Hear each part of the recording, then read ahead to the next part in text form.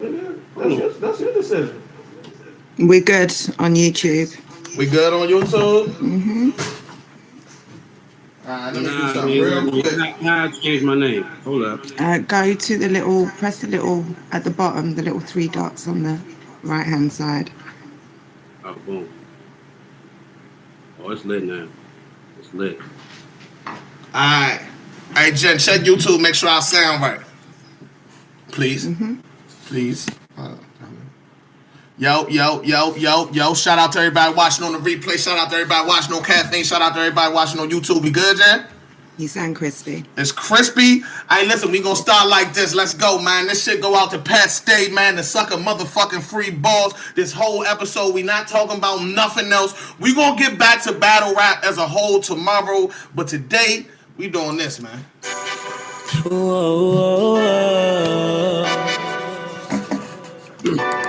Yeah. Peep my name change. Peep my name change. Absolutely. I see my sister live in pain. All I do is pray for her. Was this life just made for her? I don't know what to say to her. Never say nothing, that's what they prefer. Smoking that sour like sipping this Henny to all of my niggas that's gone. Pouring a bottle until that's a gone. I be watching all these fake niggas. Yeah, the grass and the snake niggas. Keep my circle small. All of us self-made niggas. Rest in peace, Pat Stay. Yeah, you know that I ball. Tell a nigga pull up. Me, every time that I walk out. Flowers to the dead. I pay my bro a visit. Everything that you ain't do, I promise you I live it. Yeah. You my blood, you running through my veins. We came up from the mud, we grew up all the same. We out here chillin', reminiscing, sippin' Henny, smoking sour, leaving flowers for the day. Shit ain't been the same since you left. Hit me like a hole in a chest. Rest in peace, Pat Stay. Doing it for the sucker free balls today, man. Tell a nigga to pull up, man. Tell a good white man to tell a good white man to pull up, man. Told me there be days like this and she ain't lie. It's not even 10 a.m. and I'm drinking and getting high. Yeah. I'm doing whatever to keep me from saying bye. I can hear my grandmother right now like take your time. I'm hoping to make her proud. Was praying it wasn't true, but knowing it was your time was sick when I got the news. My grandpops and pops, goddamn I'ma miss them too, cause they taught me to be a man and now we gon' do. Remember smoking. Look at you go. Living like tomorrow was promised and many more, but now in your memory, I'm letting this Henny pour for all my people that's gone. I got one. I got one. Smoking sour, leaving flowers for the day. I got one. Same since you left, hit me like a hole in a chest. It's a fact. We out here chilling, reminiscing, sipping Henny, smoking sour, leaving flowers for the day. Shit ain't been the same since you left, hit me like a hole in a chest. Rest in peace, Shan Chu. It's her birthday today. Rest in peace. You know what I'm saying? I got something for y'all though. I got something for y'all though. I got something for y'all though. I got something for y'all though. Who's your brother and who's your real bro? Who tells you they love you and who's for real though? It's the definition of real though. If y'all want to check that track out right there, that's on Head Ice's page with the dedication pictures and all that. Shout out to Head Ice, and we gonna start the show like this, man. Shout out to the trappers, we are back lit. It's D.I. the Henny Man, battle rap trapping head. Shout out to the trappers, we are back lit. It's D.I. the Henny Man, battle rap trapping. We definitely got the streets, man. Listen, if you haven't heard, if you've been living under a rock, if you're unaware, we lost a legend. Pat Stay, yesterday or the day before, technically late at night, due to a stabbing. He was a victim of a stabbing. It was a stabbing spree in Canada, and they took one of our greats during the situation. And we here to pay respect today at VS, man. Our background is VS. Our background is Pat Stay. Our banner is Pat Stay. We got video clips. We got nothing but love for Pat Stay today. That's what we doing. That's how we doing it. I'm going to kick it to the homies, and we going to get the show started, man. Hey, man, listen. First of all, rest in peace, my man, Pat Stay, son. SPI, 2 F's on the spiff. Do me a favor. Respect all the letters in the alphabet because they spell words if you did not know. A-K-A. They call me light-skinned Jesus. Who is that man over there, mama? That's him. That's me. A-K-A.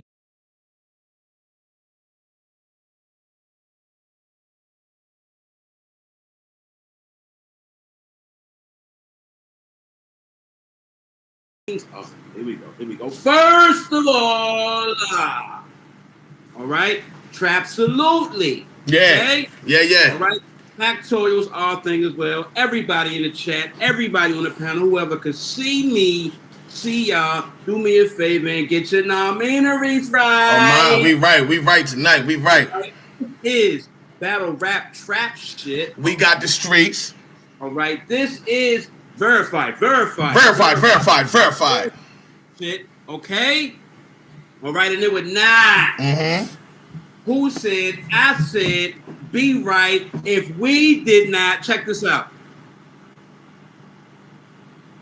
Talk about it. Yeah, man. Listen, it's only right. We gotta talk about it, man. Rest in peace, Pasté. I'm not gonna say it enough. I'm not gonna stop saying it throughout the episode. I'm even gonna send the link out. If anybody want to pull up, I will hit me on my DM on Twitter right now. I will send you the link so you can pull up, so you can show Pasté love. Fans, battle rappers, league owners, whoever wants to pull up can pull up. This is our stream. You know what I'm saying? This ain't just VS tonight. This is our stream. This is Pasté's stream. With that being said, I gotta show y'all love and show him love for showing us love. It's the Trapper check-in with a twist, man. What's y'all name? Where y'all from? What's your favorite Pasté battle moment? Shout out, show love, whatever you want to do for Pasté in the comments. Now is the time to do it, man. Let's start like that. Let's start like that, man. All right. You know what I'm saying? What they saying? I'm all in the comments. I can't see the YouTube comments though. At London Gen 3 ends, please. Okay. You should try and get Mike P in here. I know you're doing a tribute right now too. Is he? Mike P is? Okay, salute to Mike P. I mean, if he doing his right now, man, it's all about the love. It's not, you know what I mean? This ain't about no competition, no making. I mean, we can always do a joint collab as well, but he need to pay his respects how he paying his respects. I'm gonna pay my respects how I pay my respects, and then we'll all meet up and pay our respects together hopefully at some point. St. Louis in the motherfucking building. You know what I'm saying? We got Columbus. Look at you go. All love to everyone. Salute. Max shut me out. That's gay Pasté voice. Okay, we got 100 emoji. Yeah. What else? Who else we got in this joint real quick, man? Duval, Florida, G&a-half always in the building. G&a-half always in the building, man. You know what I'm saying? Comments running a little bit slow today. We got Arkansas in the building. We got Chicago, rest in peace, Pasté. We got Plainfield, New Jersey, Battleverse Days. We got Seattle in here. It take a rare breed to excel in this sport without heavy gun bars, bro. A legend. That's a fact. You know what I'm saying? South Carolina in here. Look at you go, Pasté. Jive, okay. You know what I mean? Salute to you for sure, man. I'm waiting for Jen to get back so we can move on. If she, you know what I mean? Slizzy life in the motherfucker. He said, what's up, fool? He said he was pulling up and he had Bompton in the building. Rest in peace, Pat. You know what I'm saying? We got thank you, sir. Okay. I said thank you. I'm reading thank yous and shit. All right, so we going to move on, man. And we going to start with stories and moments, dog. I got a lot of videos I want to play for y'all. I got a lot I want to talk about. But we're going to start with our own personal stories. Jen got 1 or 2 or however many. Spiff got some. You know what I mean? I got some. So I'm going to start with Spiff, man. Spiff, what's your favorite Pasté story, bro? All right, man. One of my favorite Pasté stories is, man, we had this show on the channel called Dab TV. Y'all might have heard of it, but y'all might have seen it. You know what I'm saying? It did really well. You know what I'm saying? Coming back through. We watched Pasté versus Calico on an episode of Dab TV. Mm-hmm.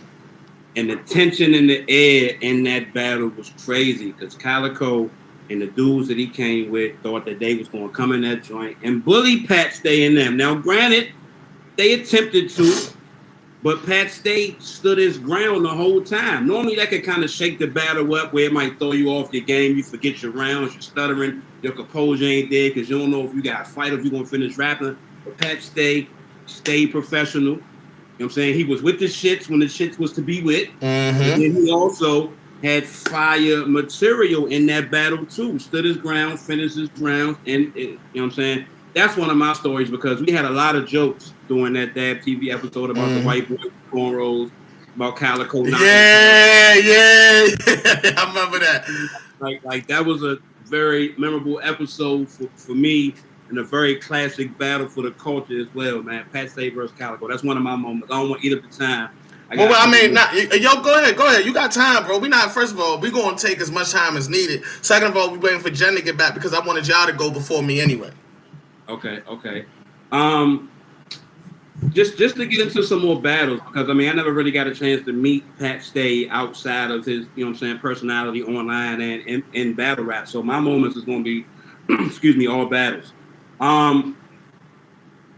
London, Pat Stay, Tay-Rock. Talk to me. You know what though? Same scenario. Pat Stay, Tay-Rock had some words. You know what I'm saying? Rock was in his rock bag. You're not going to out-argue Rock. You're not going to get the last word in the argument. He was in that bag. Pat Stay was in that. He was caught in between, yo, let me get my shit off, but I ain't no bitch. What you want to do? Yeah. So, kept his composure. He was with the shit when the shit was to be with. Kept his composure. And then rebutted the whole shit with one of the most biggest topics at the time. What you about to do? Almost fight? And he ain't even rhyming though, Spiff. He ain't even rhyming. He just said it. What you gonna do? Almost fight? Shut the fuck up. Crowd went crazy. It was over. It was that round was over. Sign sale delivered to Pat Stay at that very moment right there. Tay-Rock gave him credit for being the first person to ever make him choke. You know what I'm saying? All that, Man, so shout out Pat Stay for always being a professional in the midst of situations where, you know, everybody would think he would back down or everybody would think he wouldn't, you know what I'm saying, step up. He like, nah, look, hey, Slim, if we gonna wreck. If you're gonna get these balls, you're gonna get these balls. Yeah. I came to perform. It is what it is, right? It is what it is, right? I love that. Man, listen, man. I could keep going if y'all. Man, give me one more. Fuck it, give me one more. All right, man. So Pat Stay, Charlie Clips, man. Hold on, what's this? Apparently, they were supposed to both go on a diet at the same time. What? It's in the round for the people that seen the battle. It's in the round. They were supposed to go on a diet at the same time. You know what I'm saying? So Pat Stay showed up to the battle, I guess, at the proper fight weight, and Charlie Clips didn't. You know what I'm saying? So he kept making fun of how he thought they was cool. I went on a diet, you didn't, you lied to me. Then he was saying how Clips was gonna make fun of his shirt being small. Of course it's small, and they got lost weight type shit. Like he just was like it was a whole segment in that round, if not the entire round, just dedicated to, dog, I thought we was cool. You lied to me, dog. I lost weight and you still fat. Like, why are you still fat? A whole bunch of like fat jokes, man. Pat Stay is a true comedian. I'm like, man. And this ain't even me doing research. I'm just you flowing right now. Yeah, I'm just a fan of the sport and definitely a fan of Pat Stay, man. Like how he could take a serious situation and make it comical. He flipped the whole A-verb supposedly getting, whatever when he was young. You know what I'm saying?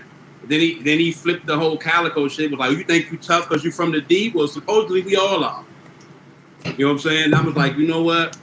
Pause is necessary, but it's a certain level of brilliance that you gotta have to be able to come up with that. What about the Decrypted versus Arsenal? Crazy. They have an app for it. Call it Decrypted. I said, this motherfucking head, man. Yo, I love it, man. I love it. I'm gonna hopefully Jen pull up sooner than later, you know what I'm saying? But I'm gonna go ahead and pick up where you left off, man, because I gotta mention. Now, this first one is a personal one. Spiff, you can share in this one right here. The first year we did the Trappies, you know what I'm saying? we had this award called the Funny Nigga of the Year Award. It's fucking hilarious to me, right? So we called it the Funny Nigga of the Year Award. Let the people vote for who the funniest nigga of the year was. Unbeknownst to me, Pat Stay would be voted the Funny Nigga of the Year. Now we had a dilemma because we had already put together the trophy was going to say Funny Nigga of the Year. So we had a dilemma. Should we still call it Funny Nigga of the Year? Or should we call it Funny Person or whatever? This is what we decided to call it. The fucking Funny Nigga of the Year. This is Pat Stay's thank you right here. First of all, I'd like to thank God for making this all possible. Second of all, I'd like to thank Battle Rap Trap for blessing me with this award. Don't be mad at me. I didn't make this shit. Just showing the appreciation. It's cut off at the bottom, I guess, because of StreamYard's dimensions and shit. So y'all can't see where it say Funny Nigga of the Year. I ran into Pat Stay at the Drake event, and I'm going to show y'all what he said at the Drake event, man, regarding this right here. Battle Rap Trap. Oh, man, listen. Yeah. What? My guy, man, listen, but I'm going to tell you, my son brings that trophy around everywhere, right? Hell yeah, hell yeah. You got to stop bringing that everywhere, man. Oh, the Funny Nigga of the Year. Yo, we got some hell for giving you that a little bit. I'm like, man, fuck y'all. Oh, yeah, no, I posted it, and I said, first of all, I just want to thank God, whatever, right? I remember that shit. People got on me about that, but you know what I mean? I didn't make the shit. But the award was named before you won it, so it's like, what, am I change it? Like, that's racist. Like, fuck you. Listen, so, but my son, that's his trophy. He claims it. That's him. I can't take it from him. He brings it everywhere. He brought it to daycare once. I was like, get that back there, man. Shout out to your son. I like him, man. Calvin, you gotta live with no rules, man. Salute to him, man. Legend. Hey, yeah. You know what I'm saying? That shit is still funny, though. Imagine, of course we not racist, but imagine a white child with a Funny Nigga of the Year award trophy. You showing all your friends. This isn't my award. Don't get it confused. It's my dad's. Exactly. Nah. Motherfucker see Pat Stay big white ass walking. Hold up. Look at the award. Look at him. Hold up. I'm tripping. Hold up. This is a real hold up. I meant to do this show properly, man. In the name of Pat Stay, I went and got the flyest jacket I could find in my closet, man.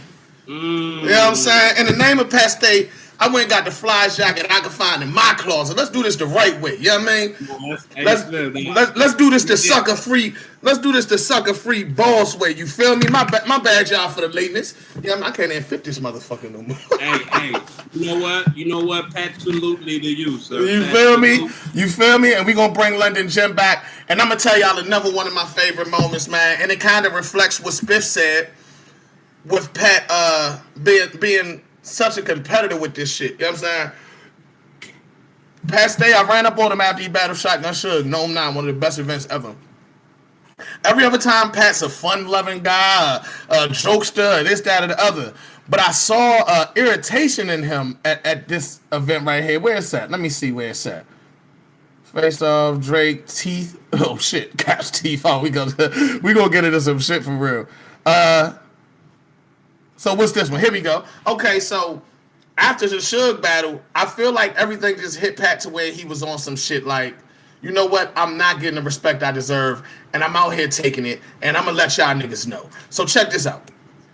When I come up to these battles, bro, I have no chance. I come with no one, no entourage, nobody. I'm a white guy from Canada. Motherfucker, you know what I mean? I like that. No, I really mean that. I really mean that. I ain't got no chance, bro. Yeah. So when I win, it's weird that I might even come on top. Yeah. I have no chance. No chance.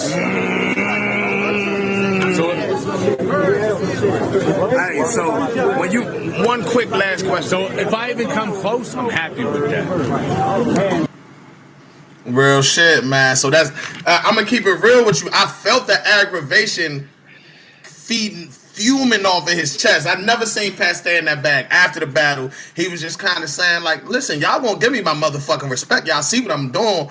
And shout out to Battle Rap Trap and other platforms, other battle rappers. Pat Stay is one of the not many who gets flowers from everybody. You know what I mean? He gets flowers from everybody. I feel like this is the equivalent Rest in peace and respectfully to everybody. But for the battle rap world, this is what the NBA world felt when Kobe passed, or the rap world felt when DMX passed. Y'all know DMX my nigga, so I don't say that lightly. When you lose a great and such a pillar to the culture, man, it's so important that we show that love. Even if we never showed it before, it's time to show it now. You know what I mean? So I just want to say that shit, man, for real. And even Averb, until Jen get back, I'm gonna touch on what happened with the Averb. I feel like everybody shows respect differently. Averb got on there and wrote some questionable tweets, and everybody was mad at him, saying, "Hey, you shouldn't write this. You're basically telling us how to grieve, and you can't tell people how to grieve." To that, I say this. I actually feel Averb said something that might be deemed ignorant. Don't show him love now that he gone if you wasn't showing him, and he said it in a more vulgar way. But two things about it: if it don't apply, let it fly. And if you're gonna say everybody grieves differently, you gotta include Averb, who's also grieving like everybody else. Yeah, you know I mean, shout out Bonnie. I seen her say some questionable things as well. Everybody grieves differently, thinks differently, but everybody had love for Pat Stay. Jen, tell us why Pat Stay was that nigga, Jen. What's up? Can she hear us? You on mute? Oh, sorry, I was muted. I went to go and get my. I'm going upstairs to get a blazer. Y'all ain't gonna do it. I needed something snazzy and sartorially appropriate. This was. You know what I'm saying, Jen? We got the jackets on. Oh, this nigga Spiff done disappeared. He at home. He about to show off. Yeah, that's it. He the flyest nigga in the world too. I'm sure he about to kill me with this. One of my favorite things about Pat Stay, and it's not a moment, but it's a continual stream of moments. As queen of the genuendo, Pat Stay was a walking innuendo. You know, he's one of our culture who's a lot more kind of, comfortable with certain humor, comfortable to take things in certain places. One of the kind of things that kind of epitomizes that is that Drake press conference where, and it's any Pat Stay interview. Is any Pat? There we go. Hold up. You all right? Let me go ahead and play it. He's winning at 54 or whatever, so he's punishing me with the pole. Oh. So I did it on purpose. Come on. Nah, but me, honestly, how I feel, I'm not really that worried about anyone. I'm just worried. I just need to make sure I come correct. Shout out to Jay Nightwing. Yo, Pat doing this shit on purpose. Nah, but when I bust, it's just.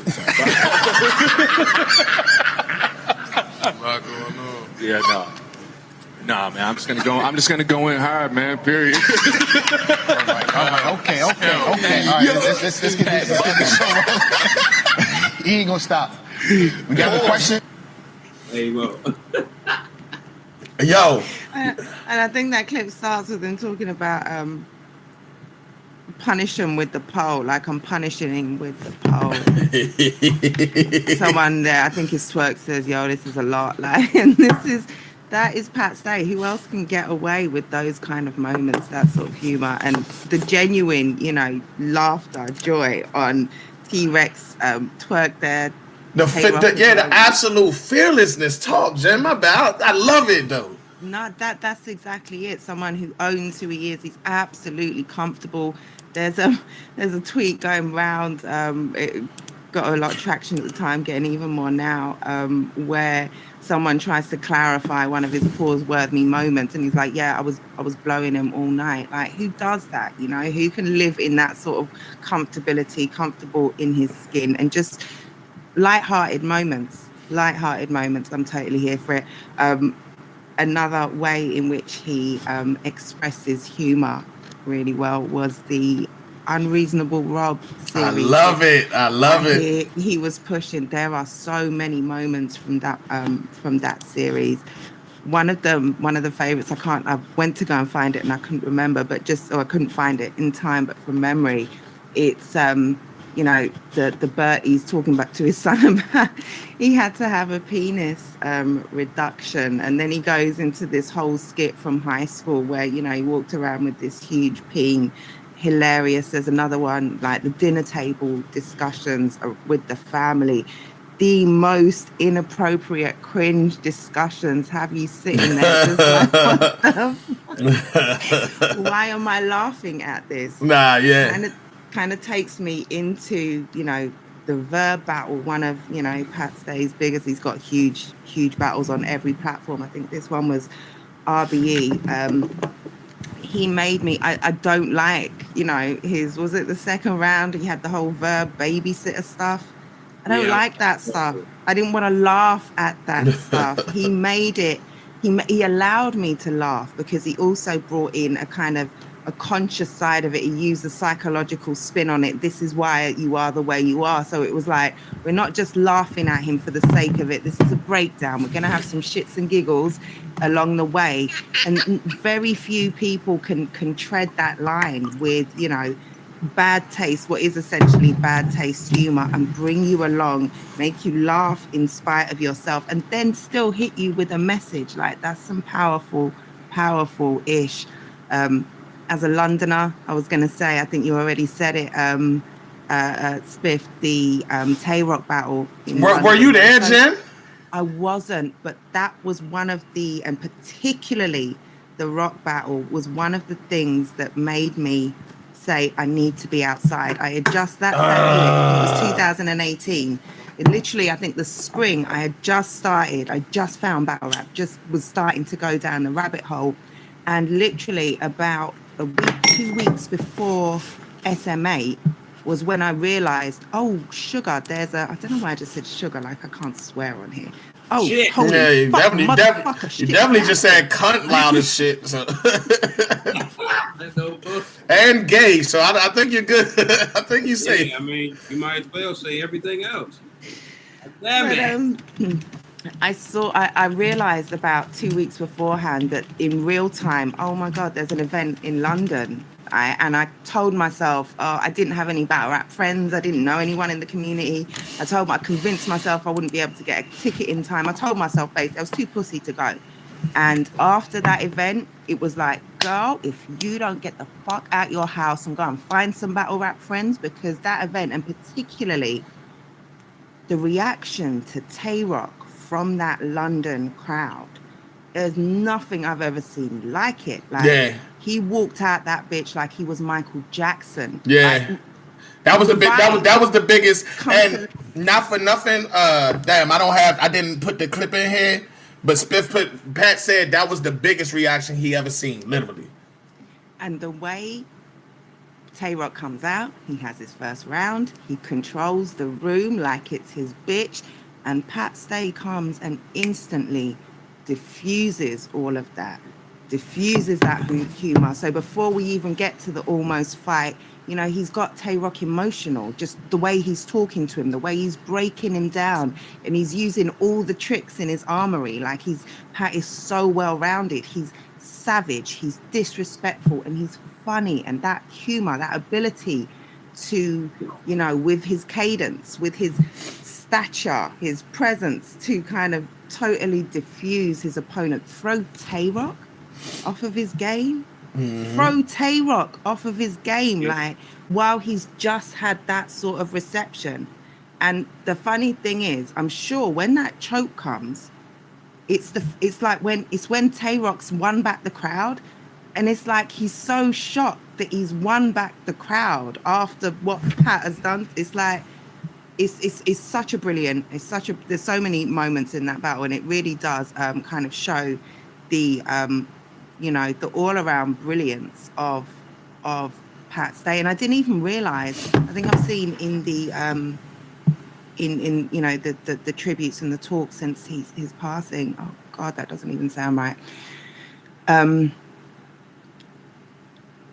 That was his first URL battle, right?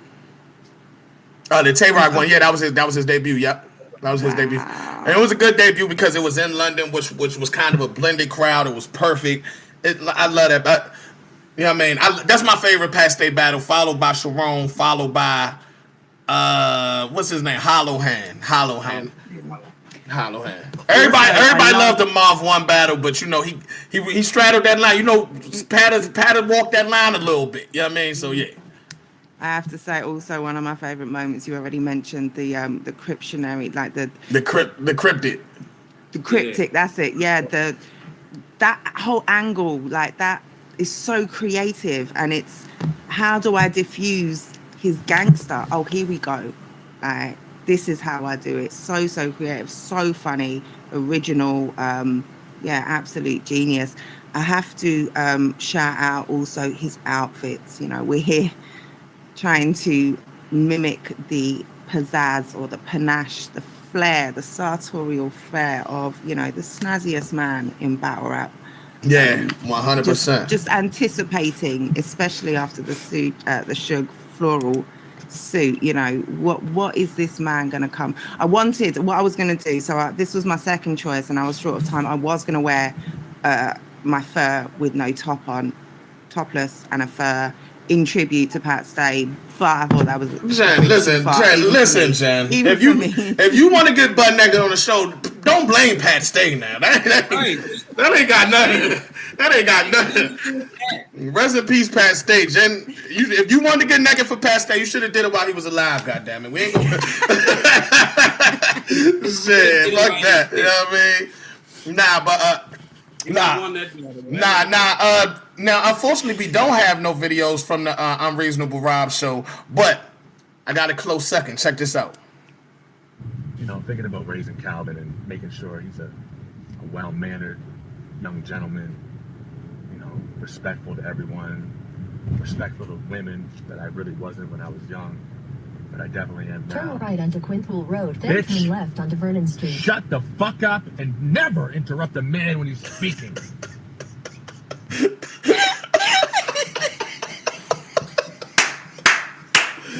You know what I mean? You know what I'm saying? What's wrong with this man, yo? Let me tell you, right? Because I don't know what GPS y'all use, but I use the Waze joint. If you playing music in the car, the Waze will like overpower the music to tell you where the turn is, or if it's police ahead or whatever. And sometimes that shit be blowing me because I could be right in the middle of whatever song I'm in and cranking like shit and singing along. And I'm singing, and all of a sudden I hear turn right in 300 feet. I'm like, fuck, shut up, so I can hear the song. Fact. Do you cuss around after making a disrespectful? I mean, talk about how respectful you are, though. You said, you said, you know, Unreasonable Rob. I got into it thinking, oh, this is going to be a funny one. And then, of course, he's talking about Calvin and teaching him about women, and it's poignant and it's touching and it's hard. Bitch, shut the fuck up. Yeah. Now, you know what, though? Just to show to this other sides to Pat, man, we done showed a couple sides of Pat already, man. You know what I'm saying? What I want to do, I want to take a shot. Matter of fact, I'm going to take this shot, but I want to show y'all something real quick, just so we can honor this man. We see his face right here, man. This out. Just add us back to the stream, just so y'all know what's back there behind us, man. Pat watching this show with us and all that, man, right now. So we're going to take this. We're going to take this shot. We're going to have a moment of silence, and then I'm going to play this next video, man. I'm with you. Okay, I'll wait for you then. We're not going to start the moment of silence till that photo cold. That's a fact. Briz say, wow, what up? Brizzy, what up? King Knife, what up? We good? Hey, listen, Pat would appreciate that I'm drinking water while y'all taking shots, too. He'd call you a pussy, but, you know. Yeah, say that's gay, but, you know, man. look at you go. Look at you go to the fucking kitchen and get some. You know, Spiff got a full bar over there in his dining room. I wouldn't imagine anything less. He got a full bar over there. Nigga, take a real man shot, man. Yeah, absolutely. Get right. And that motherfucker looking like Fresh Prince at Bel Air Prep and shit, man. What's up? Turn it inside out. Make it real. Nah, I'm gonna read some comments. Y'all give me some comments to read while Spiff pour up, man. We gonna do this the right way all day. You feel me? Everybody pour up right now. King Knight said, Brizzy Moolah, what up? You know what I'm saying? That's it. Get your shot ready. Get your shot ready if you. Okay, cool. We'll accept it. If you a tequila guy. It ain't brown, but you know. Hey, listen, I ain't never cared what a hoe say. You feel me? We gonna do what we gonna do. You feel me? Shout out the YouTube chat as well. Just someone in there. That's a bar. You get it, Jose? Host, Yeah. you get the I ain't bar? never cared what the host say. You feel me? All right, we're going to throw this in the air, man, for a great, we're going to take an immediate moment of silence after that. You know what I'm saying? Rest in peace to Pat Stay. The show is not even close to over. This halftime. It's halftime. Rest in peace.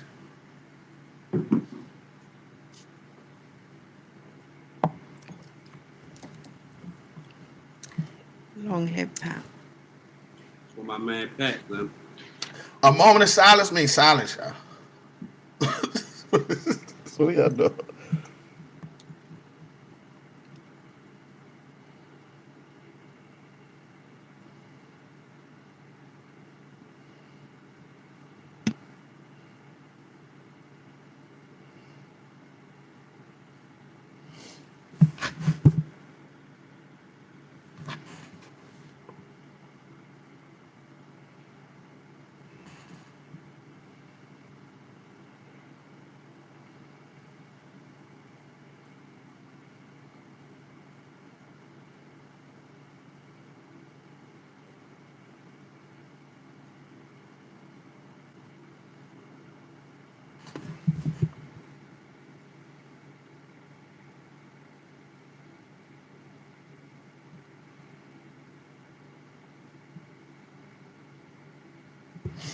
Alright, okay. Alright, we good. That was a good solid minute, man, for Pat Stay, man.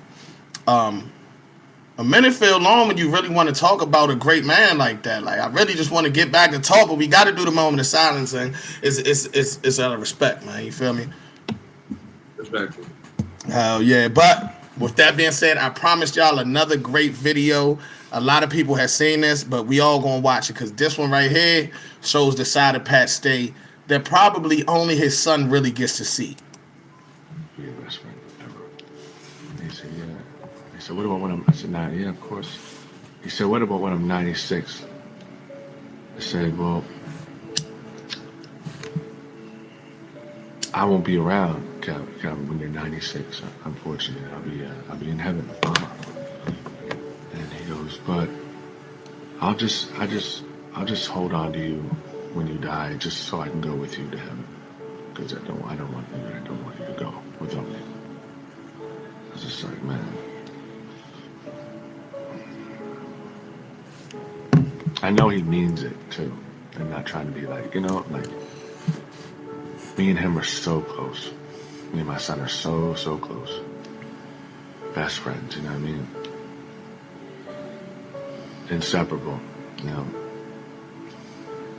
And it's gonna fucking hurt one day. Not that, I mean, that's obviously far away, but yeah. I can't even stand being away from him for days, let alone. Anyways, what a beautiful soul. Wow. Nah. Life can be painful at certain times, and I like to try and find comfort and positivity where we can in the pain. Like often you are the person you are because of the most painful moments you've come through. I'm so glad that he had that conversation with his son. Mm-hmm. I'm so glad that they shared that bond. They had a lot of, that's very young to have a conversation like that. Sometimes these things don't come up for whatever reason. It came up in their conversation. Calvin has that. Now he has that comfort. Daddy, explain this to me. Mm-hmm. He won't understand. And then years down the line, he'll come back to that video and he'll remember Daddy explained it to me. Like there's some comfort in that they shared that prophetic conversation, and maybe Calvin will harken back to that and understand, have a deeper understanding than he would if they hadn't. So that's the comfort I take in that, because boy, that hits heavy. Yeah, that's yeah.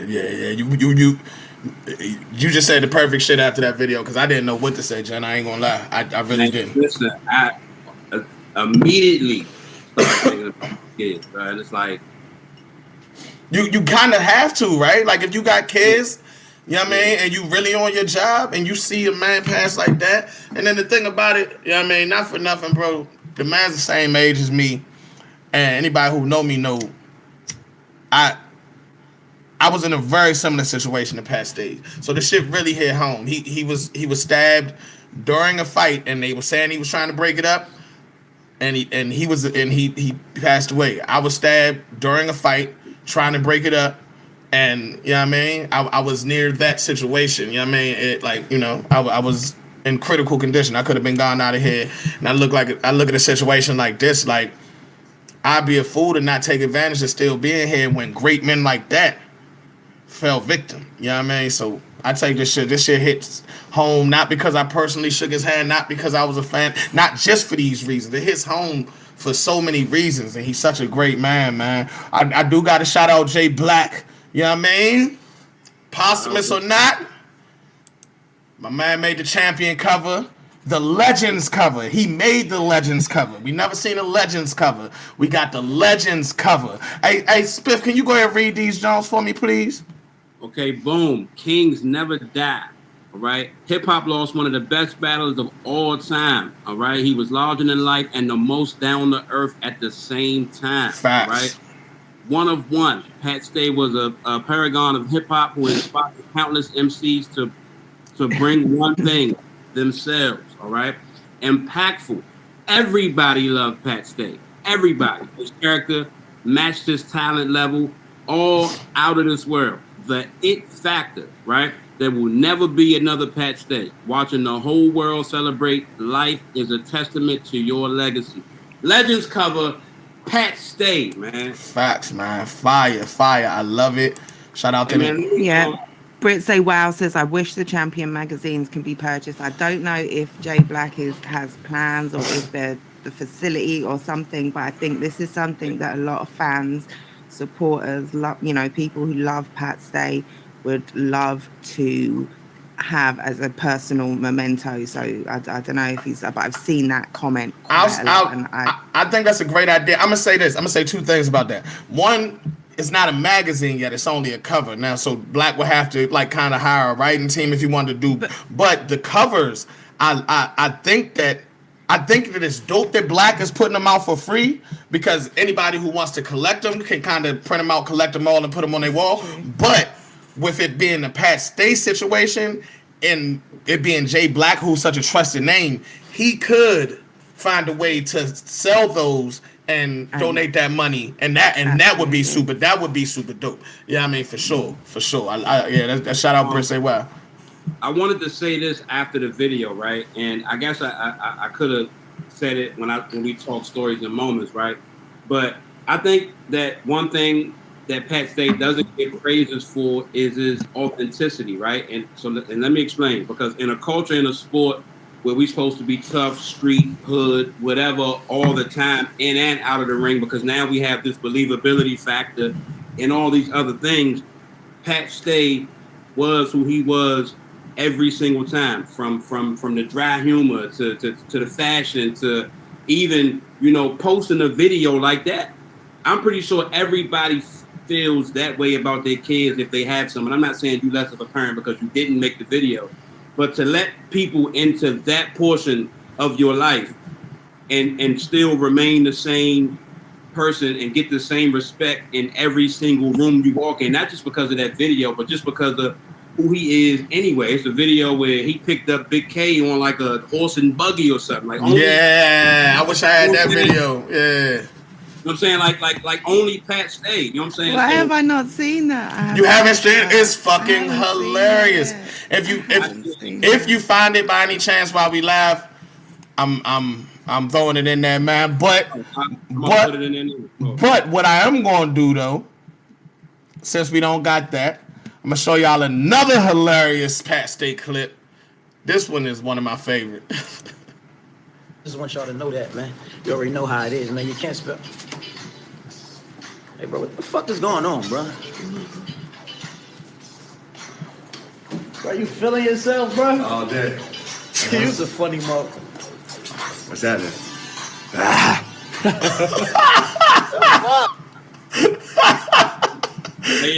There's something wrong with this man, yo. Because I could tell that was real right there. Yeah.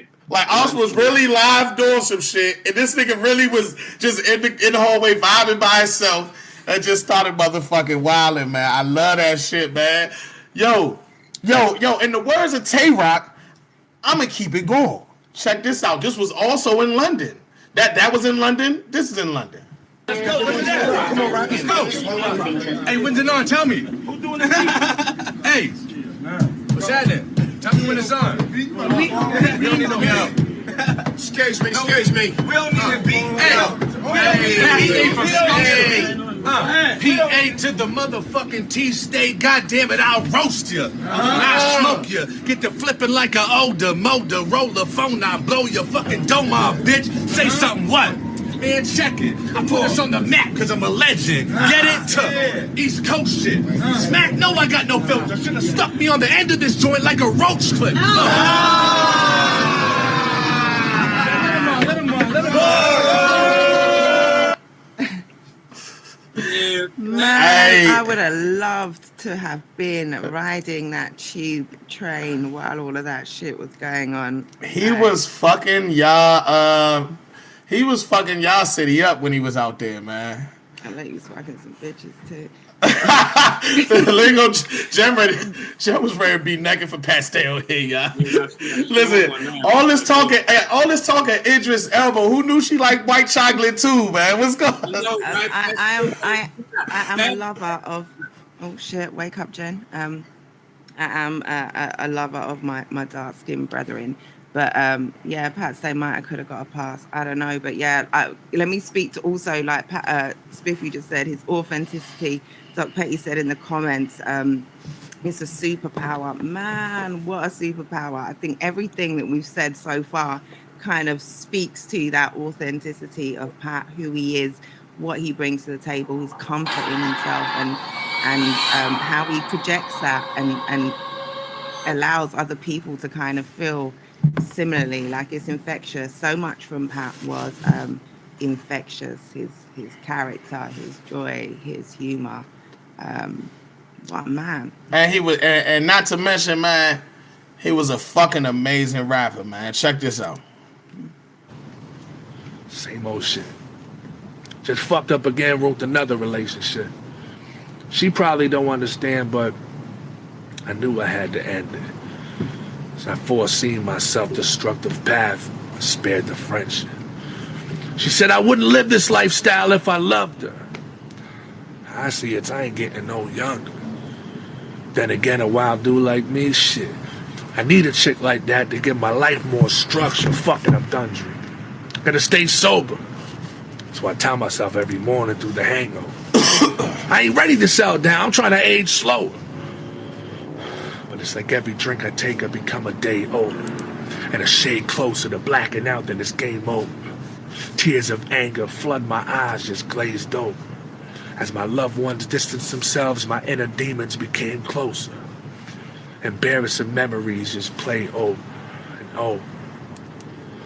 Dreams drowned by liquor. I'm down in a picture, staring down at a picture. Me and Drake's name on the same poster. It's catastrophic. I'm an alcoholic. My drink spills, fading my name off the poster. How symbolic. At my all-time lowest, but I guess it's a blessing in disguise, because I probably wouldn't have wrote this, huh? How ironic. Life of an artist. The shit that gets us depressed is the shit that gives us such depth to us and thickens the ink in my pen. So with that said, liquor store, here we go. Hey, listen, man. That vulnerability right there with those real life topics is something that I don't want to say it's definitely become more popular now. But as far as the battle rap culture goes, I haven't like really seen or heard that. I mean, outside of Henny and my brother, obviously, because I hear all of their music. But like I said, in the culture and in the industry where you're supposed to be tough, thug, perfect, you know what I'm saying? 100 guns, 100 cars, 100 girls. So to be able to give that piece of yourself on that level and not worry about the feedback or None of that. Like, yo, I had to get this off my chest, and I want to give it to y'all, just in case anybody else is going through something similar or can relate from a personal point of view or artistic point of view. Here it is for the world, and that's fire to me. I love that. Shout out to Pat again. We shouting Pat out every 2 seconds. Yeah, that's what we doing. And guess what, man? Speaking of the fearlessness, man, and this is something we're gonna get into this next topic, but this is something that I want to do one day. And Pat Stay is specifically the reason why. And this is before him passing. I wanted to do this.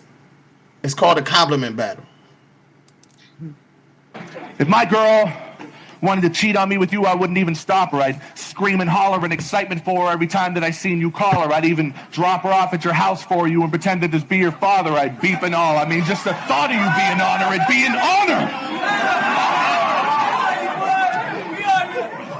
You know, lean, mean, sex machine. And with your cardiovascular, you'd be able to go harder and faster than me, not to mention how long you could last with her. I'd sneak in your room, peeking out through the closet, watching you smashing her. Come out applauding you afterwards and go home not even mad at her. Dog, I'd be proud of her. How you like that?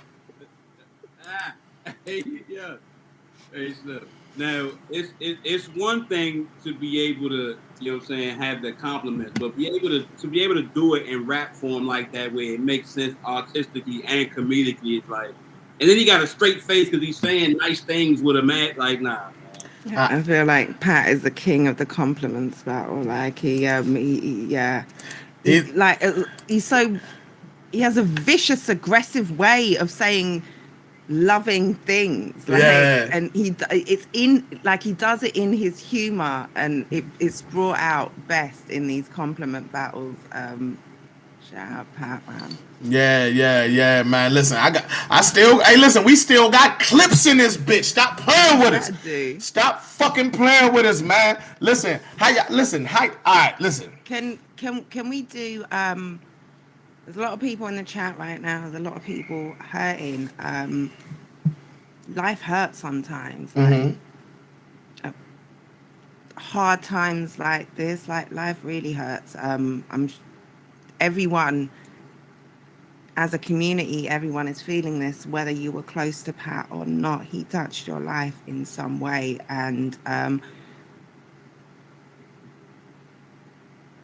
again, taking comfort, like we're all here together celebrating the legacy of a great man who accomplished so much in a short 36 years. Shit is absolutely fucking tragic. Absolutely horrific. Yeah. And that's not going to change. Like, we can't change that. But what we can do is we can share this pain together. Like, pain, if you pass it around, like, we can carry it. Like, for the people who's struggling right now, share that shit. We got you. We got you. We're all going through it right now. And if you share that pain around, if you feel like you can't right now, don't share it. Pass it on. Like, we got you.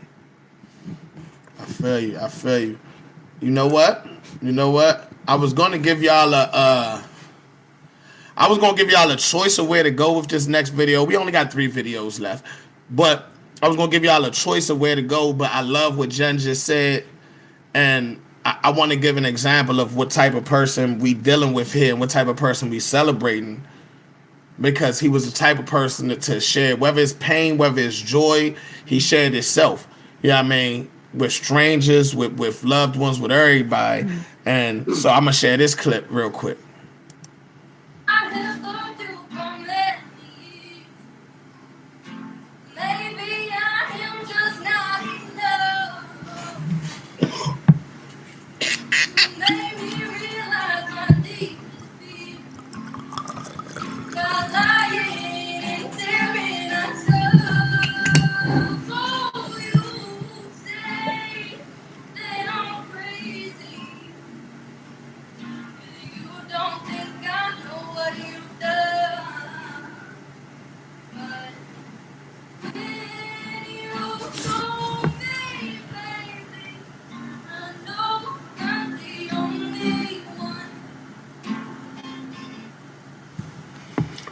So Pat Stay was doing shows on his Instagram for a while with battle rappers and just random people, fans and all that.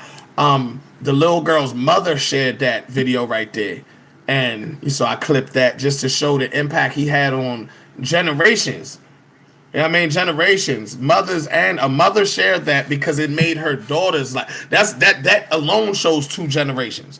And then it shows a whole different world because I assume that those people aren't major battle rap fans.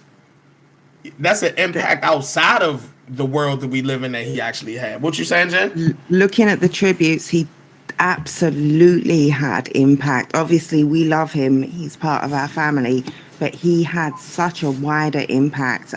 Just as a man, as a person in Nova Scotia, in his hometown, in his home country, he was loved as an artist, as a man, as a person, as a friend, but also as a personality, as someone, his battle rap brand is the most prominent, but his humor, like you said, those sessions that he did there, he did those during the pandemic, at a time when people were looking for connection, when people were locked down, away from loved ones, looking for infectious joy. And that is something that he absolutely epitomized, like seeing his joy, the reaction in the girl, hearing that the mother posted that as well. That's an absolutely beautiful thing. One of, like you said, one of Pat's endearing characteristics. So we gonna keep it moving, man, because we still got a couple topics in this next little half hour right here, man. So peep this, man. Let's laugh again. Please. Listen, how about this? Because everybody show their teeth. Teeth check. Y'all got teeth? Y'all got teeth? Y'all got teeth? Everybody got teeth? All right, check this out.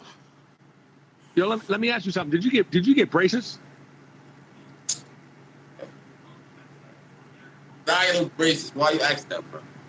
Because before you started going live, I never seen you smile. You always had a hard face on, but now you're all giggly, always smiling. Right? I'm not giggly, nigga. I'm chilling. I'm not chilling, but Oh, see, you did. You got fake teeth. I'm good. I got a new niece. She's doing good and shit. You know what I'm saying? Tell me about your teeth. What happened? You got new teeth? What? You got new teeth? Yo, Pastor, I'm not fucking. I'm not gonna allow you to destroy me or my old life. I'm not letting that happen. I don't know where you're going with this. So is it true or no? It's true. Yeah, braces. You got veneers. Anyway, nah, no braces. Anyway, where's your next battle? Pat? We ain't doing that. No. See how he's laughing? That's a sign of someone who used to have bad teeth, right? That when they cover their mouth, no one with nice teeth covers their mouth. You go like this. I know firsthand. I used to have bad teeth. See what he's doing? He's covering his mouth. He's used to doing it. Yo, you got what fake is teeth. wrong with you, bro? You got fake teeth. Y'all got teeth, right? We good? Teeth check, like I said. Yo, I haven't seen that clip. Yo, shout out to Pat Stay, because we know an angry fan about, yo. So we know an angry fan. You pull up.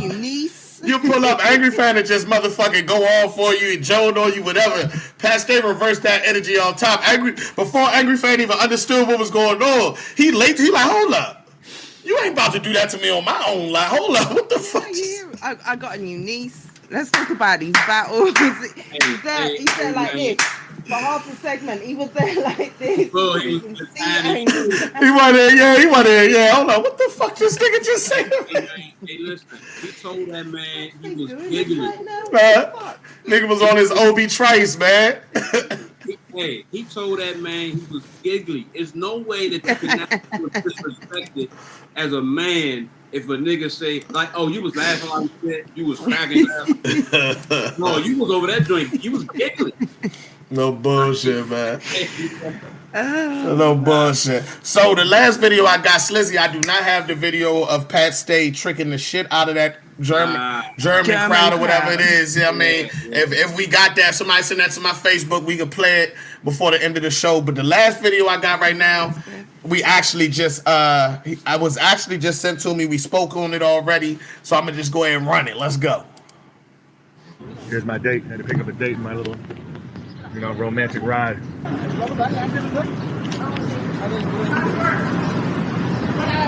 There he is.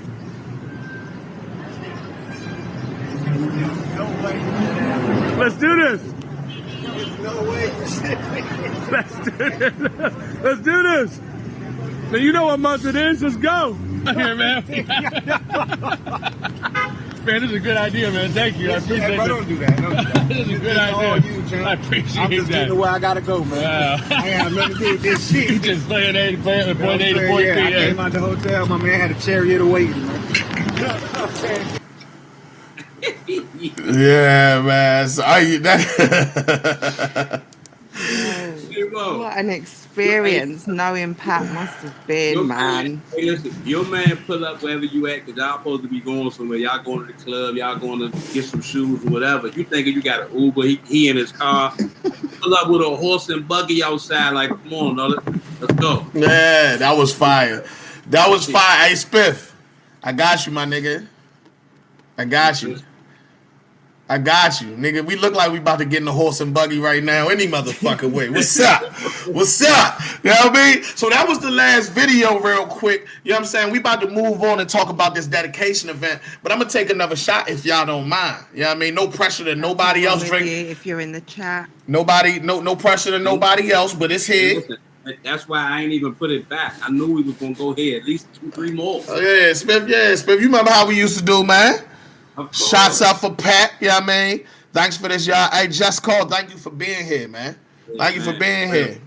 Will forever live on. That's a fact, King Knife. You know what I mean? So we in the air for Pat Stay once again. You know what I mean? Salute, rest in peace.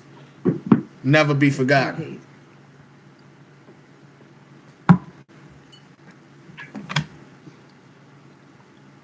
Yeah. Anyone who's sad right now as well. It's been said many times on the timeline. Pat Stay would call you gay. What are you crying for? That's so gay. This the first. I'm gonna say something. This the first time I ever heard Jen say gay, especially this much. And I don't think I'm gonna hear it tomorrow. I think this is a Pat Stay thing. What rhymes with Pat Stay? That's gay. Shout out Tay-Rock. Shout out Tay-Rock. That's gay. All right, so look, man. We gonna move on. We gonna talk about this dedication event. I mean, the dedication event. So a lot of people have spoke on having a dedication event in Pat Stay's name. Some people have proposed that all leagues come together. Some people, Rosenberg Raw specifically, I saw propose that the battlers put it together, and you know what I mean, he told me personally that he specifically wants Ruin Your Day to shoot it. I reached out to him via inbox, and I don't think that I'm crossing the line by sharing that piece of information. He said that he's waiting until he don't want to reach out to Avo knowing that shit going on, but his intention is to hit Avo because that's the proper person to shoot it. You know what I mean? Of course, because Avo followed Pat Stay from here to here to here to here. And so I feel like he's the right person to be behind the lens. Of course, JB has also done good work for Pat Stay. You know what I mean? So if he's involved, that'd be awesome too. With that being said, I want to know what y'all think about a dedication event for Pat Stay. Who would y'all want to see on the card, and how do y'all think they should go about it? We should go about it as a culture.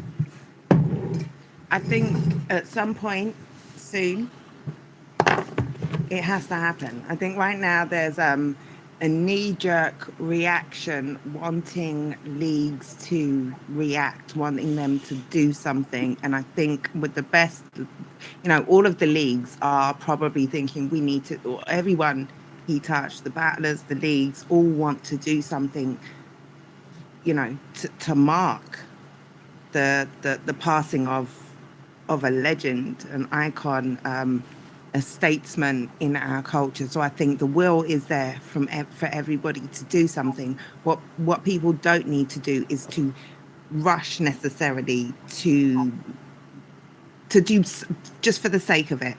I think that there will be something. I think maybe not a traditional battle style event, maybe the compliment thing, maybe something a little different to honor Pat specifically, it would be amazing for various leagues to come together. I don't like seeing is the tying of Pat's passing with leagues need to get it together and be united and sing Kumbaya. Like, don't wedge that in. It's a little, I find that a little distasteful. Yes, everybody is feeling like life is short and certain things don't matter. But I don't know that what people want to see right now is realistic. I don't know. Like, I think all of the leagues that Pat Stay touched will honor and pay tribute.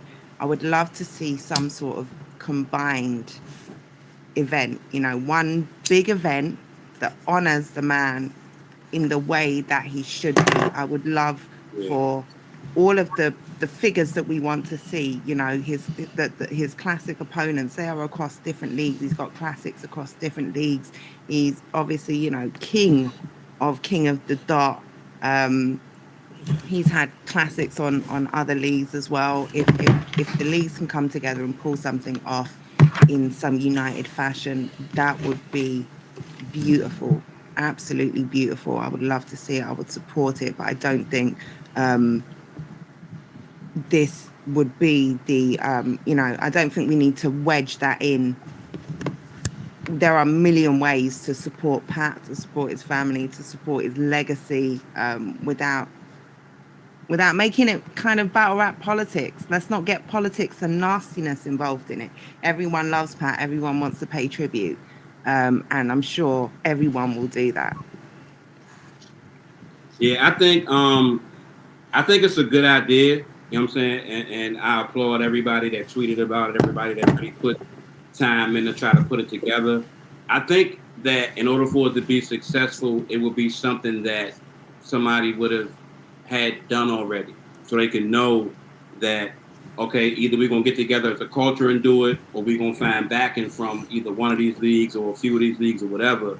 And even if it's not, it don't have to be a battle event. It could be like anything that brings everybody together for the greater good of positivity. It could be a kickball game. It could be a basketball game. It could be a cookout. It could be anything. So where it's like, you know what? Let's all get together and hit. Now, if a battle happened to take place at whatever this event is, then no pressure. But the pressure to, find funding and find, battlers, they got a right. Of course, they want to get paid, stuff like that. So I think it'll probably be better to, start a foundation in his name, or like I said, just have everybody come together for a bowling or football or a cookout or something like that, so we can all just be around each other without the pressure of somebody got to rap and somebody got to be good type shit. But definitely have to be long-winded. Shout out to everybody and whoever thought of the idea first, and everybody that kind of latched on to it to say, yo, we should make this happen. And if they can make it happen, I'm here to support every aspect of it. I want to be in attendance. I want to help out as much as I can. And I think this is something that needs to happen. There should be not just when somebody died, but like a annual something to where we all get together as a community to say, yo, you know what I'm saying, this year been rough because of COVID or because of people dying or because of just whatever. We can come here and it not be the pressure of battlers having to perform, and they just get to enjoy the scenery, the audience, and all of that. My fault, I ain't mean to talk too long. Fuck no. Yeah. Listen, I want to piggyback off what you just said. Number one, my original thought process on this situation was it's almost like everybody's proposing that leagues come together just so they can point out which league didn't participate. But at the end of the day, they talking about RBE, URL, and KOTD. What about the leagues that Pat got his start from? What about this? You know what I mean? Like, people not even thinking about stuff like that. They just want to see, the three big leagues, y'all should come together in unity because Pat Stay passed away. And I respect the people who have genuine intent behind that thought. but some people just want to call out who's not going to participate. Let's take the complete battle rap politics out of it. Let's think about the names we need to be involved. And those names for me are Disaster, Illmac, Organic, people like that. Like people like that have to be involved. If Smack want to get involved, if ARP want to get involved, that's a beautiful thing. But maybe them just attending could be enough. And for me, especially the first time, I don't know if it should be a battle rap event. So that's why I love what you said, Spiff. I don't know if it should be a battle rap event. I feel like in the name of Pat Stay, the only way to do it right the first time at least is a compliment battle event. Because dog, listen, battle rap is still going to be about shooting, stabbing, maiming, robbing, theft, and grand larceny and all that shit, right? So, do we really want to go do that right after the way he passed and shit in his honor? I don't know if that's even appropriate.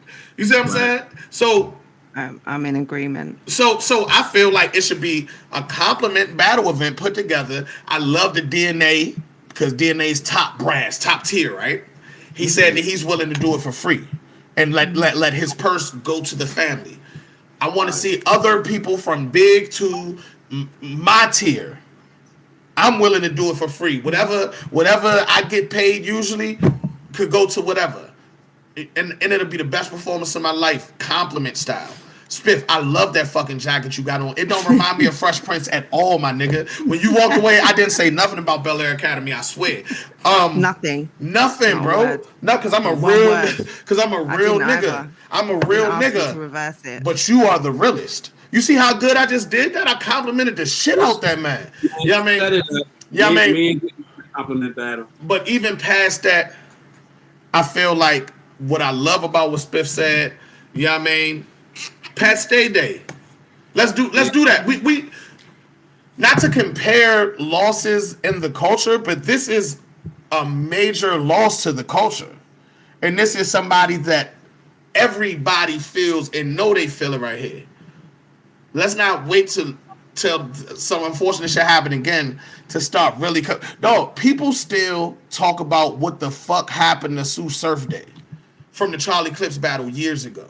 I think it's like fucking November 14th or something. Why would I know that? Pat Stay Day, where we can have compliment battles, cookouts, and then eventually get back. Yeah, and it don't gotta be about the leagues. Whoever come, because it'll get to a point where some people get involved just because they feel forced to be involved. That ain't the type of love you want. Nah, that's it. And trying to wedge in, forcing December 14th, yeah. Politics. Marcos just said December 14th. And I said November 14th. Why do we know that? That's what the fuck happened to Surf Day. And Sue Surf is one of the biggest legends we got in this shit as well.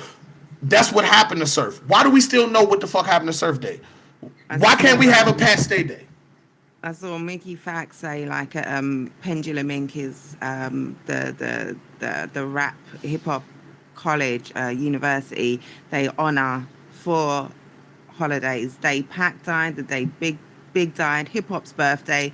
Ice Cube's today was a big day, and they're gonna now honor or they think Pat Stay's birthday. I think his September birthday. That's what I was about to say. February 18th. That's what I was about to say. I personally feel like it shouldn't be the day he died.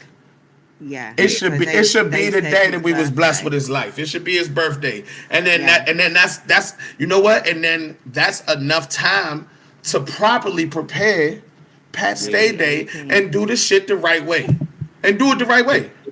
And you know what? If we gonna do it, or we as in a culture, I think it's something that has to be done for real. I don't want this talk to die down in 2-3 weeks or a month later. No disrespect to Summer Madness, but Summer Madness coming up. I don't want people to forget this. I don't want it to be like at the Grammys where they just show who died this year and that's all they do to kind of commemorate them, or that's all they do to kind of give them flowers. Like if we really gonna do, and it might take for us at VS to do it. Yo, if it's Pat Stay Day, We watching all Pat Stay videos. We doing Pat Stay Dab TV. We doing something to show that we trying to get the ball rolling. And we're going to have that annual event like you was talking about.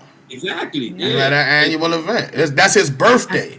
That's his birthday. So we're going to have that annual event. And when I say we going to pitch this shit out, first and foremost, we ain't just Battle Rap Trap. We ain't just VS. Right. Rest in peace, Pat Stay. That man respected this platform all the way down to our motherfucking cameraman. Yeah, I mean, that man showed us love when he ain't have to. So, and that applies for iBattle. That applies for GTX. That applies for KOTD. That applies to pretty much every brand in the culture. So we can make this happen. Yeah, nah, for sure. For sure. And yeah, I think everyone for a long time you will be seeing individual and collective Pat Stay tributes. Everyone, there will be people will be paying tribute in their own way, but I do think his birthday, February 18th, would be a great day for the culture as a whole. However, it's done to really to pay tribute to the man and to honor, forevermore Pat Stay Day February 18th, because that's how we rock. This is, to say Pat Stay was a pioneer. Are we going to get into that conversation as well? Did I see it? We about to get into that. Yeah. Mount Staymore. That's what I put it as. Yeah, I mean on the topic with. So that's have you got the kind of that my bad, the direct stuff, the stuff from like that early, because I myself wasn't necessarily aware of kind of Pat's overall impact and like how influential he was in the absolute early days with the brick builders, with the people who made this thing what it is. I wasn't fully aware. I don't know if other people, I imagine there are some who Jen, I love that you represent that part of the culture that loves it so much that you can have a conversation with a person like me who's 10 years plus and still makes sense, but you still kind of don't know certain other things because you represent a lot of battle rap fans, and you don't represent the ones who come into the culture for 3 months and think they know it all. Them the ones that I need them to get right. Yeah, I mean, when you speak, it's from a place of genuine, I need to know knowledge. I inject this shit in my motherfucking veins. Yeah, I mean, and for Pat Stay, Pat Stay has been a pillar, and that's what's so crazy to me, because when people think of and I'm not gonna make it about this, but when people think of a joint event, they don't think about every single league. Y'all are just talking about URL, RBE, and KOTD. That man was around before that. That man was doing things before that. That man did other things outside of that. So y'all are just gonna put them in the driver's seat? If he was here, would he put them in the driver's seat? Or would he put his close personal friends and people who he know will get the job done? You know what I mean? Without it being any politics or anything like that. You know what I mean? Like let's keep this about Pat Stay. You feel me? Right, and that was my overall point to what I was saying earlier. I don't want it to be over in 2 weeks, in a month, or whatever. Like, you know what I'm saying? I kind of agree with, you know what I'm saying, people didn't really give him his flowers that much when he was alive, but now we're going to show people the proper way to do it while people are alive, and to have it continue. That's a proper way. If y'all watch The Weeknd, anything Nipsey related, he got new socks. Get the Nipsey socks. You know what I'm saying? We doing the same thing with Pat Stay. Anything you think of Pat Stay related, we're going to continue the legacy forever and forever. It's not just because you know what? Because my original idea prior to this conversation, like, I mean, anybody like you really, when you said you was talking too much, I'm like, nah, bro, because you actually made me forget. My original idea was just simply like a little ribbon or something, like people do for Cancer Awareness Month, for Pat Stay for like the rest of the month or the rest of the year or something, and all leagues use the same ribbon to show solidarity. But it's almost still though. No, I love the idea. Yeah. But realistically, why wait to take action and point fingers at who not doing it when it could just be done in the name of Pat Stay, period, by the people who want to do it their way. You know what I mean? Because at the end of the day, you know what? Shout out Gates of the Garden. Rest in peace, LB the Boss. That man has been past, I feel like, gone on 2 years. They still have the same intro for him. Every introduction. I love that. I absolutely love that. Mm-hmm. But every league is not going to do that. Every battle rapper, every blogger is not going to do that. So I feel like the annual Pat Stay Day situation is the best way to really make sure we really stay on it. We might forget one day to add the intro or the outro to one of our Jones if we editing quick. We're not gonna forget February 18th. We can't. Absolutely not. And Pat is one of our own. He's family, right? And you look after family. That is what shouldn't change. Whether there's a knee-jerk event, whether there's some political statement, whether there's regardless of all of that extra stuff aside, Pat Stay was a man. Like, he had a family. He's got children that he left behind. Like, that's one of ours, and that ain't gonna change. Like, that is something we should honor and respect. And things like, continuous Pat Stay days, fundraisers, making sure that man's family, pioneer, like someone who gave so much to all of us, like making sure he's looked after, like his children, his family are taken care of. Like, that's how as well we honor our legends. Like, I think having that marker every year, having something like a wristband or whatever, something which continually I want to shout out. I'm looking at these YouTube comments, and I see a lot of people saying Elements League. When I was saying what I was saying, they were saying. I say, this is the tweet from Lex that particularly touched me, and then I saw a follow up from Direct. He did a touching video. For those of you that don't know, this is Lex's tweet. For those of you that don't know, Pat Stay and the Elements League originated the written battle rap YouTube era. Direct saw Pat, which inspired him to start Grind Time. Smacks saw Grind Time and inspired him to start URL, and so on and so forth. Pioneer is an understatement. Whether you agree with all of the connections there, these are the fact, look at the history, kind of look at the timelines. And Direct does it's just a 2-minute video or something, breakdown of Pat Stay and the Elements League, and how that part from Canada kind of helped to inspire some of the foundations of this stuff. There are so many people who played a role in the early days, who helped to make this thing what this is. Personalities, like unique, charismatic personalities. To think that Pat is a pioneer. And still to this day is so relevant, is so like unfuckwithable, is still one of, like, I'm saying is, can't say was, fuck, man. Like, Pat Stay to this day, if you look at most dangerous, you've got killers, you've got assassins. Like, if you look at one of the guys who you do not want to face, Pat Stay. Because this shit is about winning, and how do you defeat a fearless motherfucker who can rap just as good as anybody, punch just as good as anybody,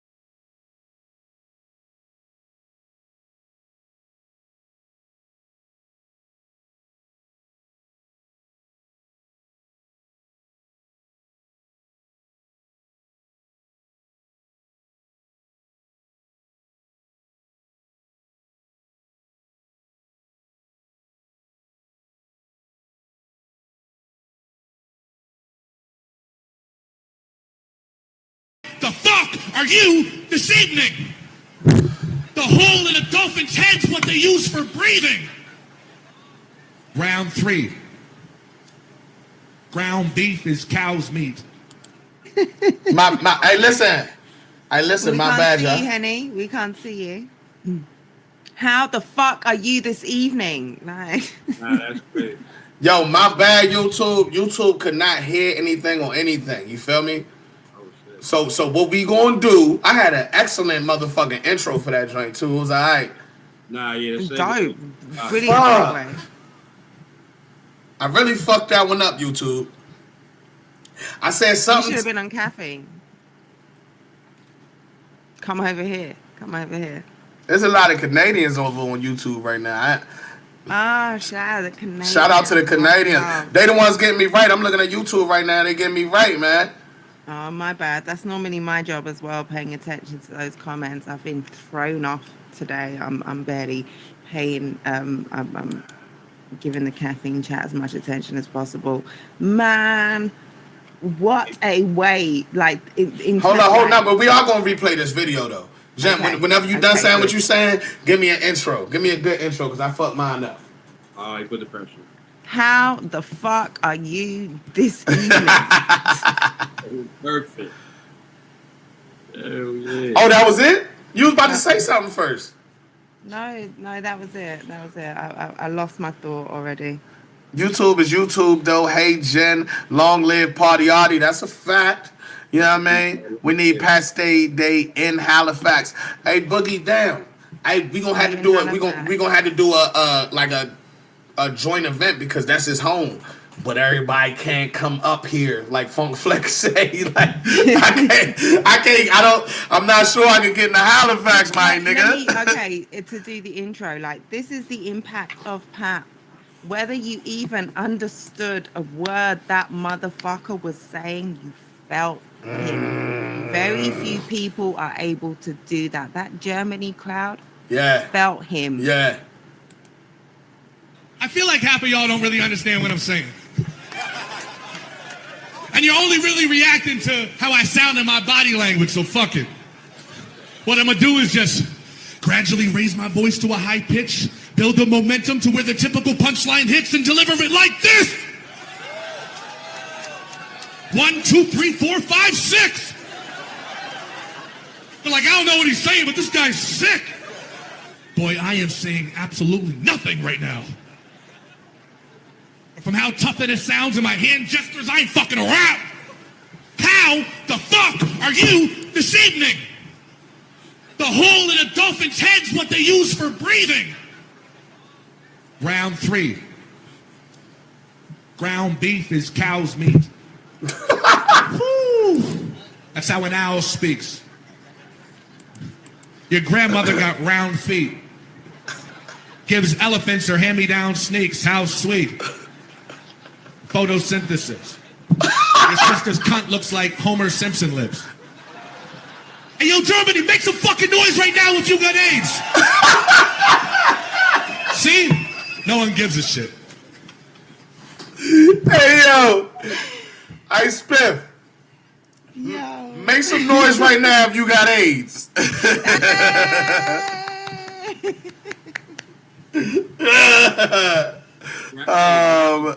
One, 2, 3, 4, 5, 6. 6. Man. Did you say 6? Dog. Pastay, man. Shout out Pastay, man. Rest in peace. Rest in fucking peace, man. Like, for real, like, I need you, like, it really don't feel real because it's not a person I see every day. So, I'm just used to seeing him when I see him. So, it's not going to feel real till Summer Madness. Last time I seen him was at Remy's event. I didn't expect to see him there, but they had that compliment event that same day in New York afterwards. And I remember, this is not just me saying this, I'm not even this type of person. I remember looking at him and saying, yo, you got a certain glow to you right now. What's going on? And then J2 walks up and they start talking and shit. And I realized, I'm like, oh, y'all never met. So all that shit y'all be doing online, y'all never even knew each other or nothing like that. You know what I mean? And like J2 admitted he was nervous when that happened. You know what I mean? Like I witnessed them motherfuckers meet for the first time. Not saying they nothing crazy or nothing, but you know, they was on Facebook. Pat Stay was saying a little shit he be saying. J2 was trying to battle him. It was an interesting dynamic. That's the last time I seen Pat Stay when it was that, and it's like, damn, I'm not gonna get another moment like that. I ran into Pat Stay when I'm interviewing him in Real Sick right after they battle. I'm not gonna get another moment like that. Yo, the way the nigga used to make fun of XP, dog. Yo, the nigga fuck YouTube, because I had them situations and deleted all them fucking videos, and I had an unlisted video that I was just waiting for the right time to put out, and there was one, and all past day was just getting on XP. Like, the whole video was No 9 weekend. It was before the event. It was before I got out there, and man, XL was holding the camera. It was fucking hilarious, man. But rest in peace, Pat Stay, man. For real. Absolutely, rest in peace, Pat Stay. So Mount Staymore, man. Diz. Oh, you gotta get out of there soon, don't you, Spit? Nah. Yo, Mount. Oh, okay. Yeah, you right. You are at home, ain't you? Okay. Yeah. Diz. Look at me go. Yo, listen. First and foremost, we gonna get this right. Pat Stay has always been a Mount Rushmore candidate. Anybody who feels a different way does not know battle rap. If I'm talking to somebody about their Mount Rushmore and they say Pat Stay, I'm not debating their Mount Rushmore. But now, Disasters went on the record making a statement. Spiff, you ready? Let's do it. Disaster says, I'm tweeting! Let me be clear. From now on, Mount Rushmore is no longer 4 people. That spot is reserved permanently for Pat Stay. From now on, you get to choose 3. Anyone who posts a 4-man Mount Rushmore without Pat automatically discredited and void. Period. How did? And I'm gonna just add to that this picture was posted yesterday, not by Hollow. Hollow posted it today. It was posted yesterday. And the post said Mount Rushmore. And we got Disaster, Hollow the Don, Loaded Lux, and Pat Stay. And they had a Mexican restaurant. Just niggas just goats eating goats and shit. They don't give a fuck. Yeah, that's a beautiful picture right there. Let's show it again, Jay. Legendary. Legendary. Look at the battles. Look at the classics. Look at what they've given us. Look at any legacy. Any person in that picture is a Mount Rushmore nominee that I would not debate with. Disaster, who is in my Mount Rushmore, made this many times. I've said it many times. Made this statement. So, how do we feel? Is Pat Stay officially taking one of those spots? And accolades, we don't even got to question.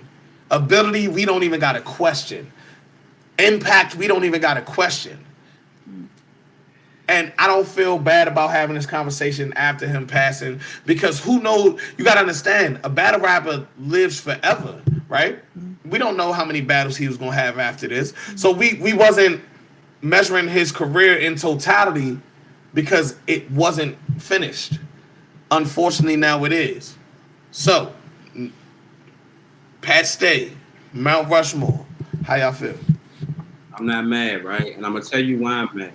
Why I'm not mad. Because a lot of the attributes that he possessed, anybody that makes a Mount Rushmore list, if you would say why or what does that person have to be able to be put on that list, he has it.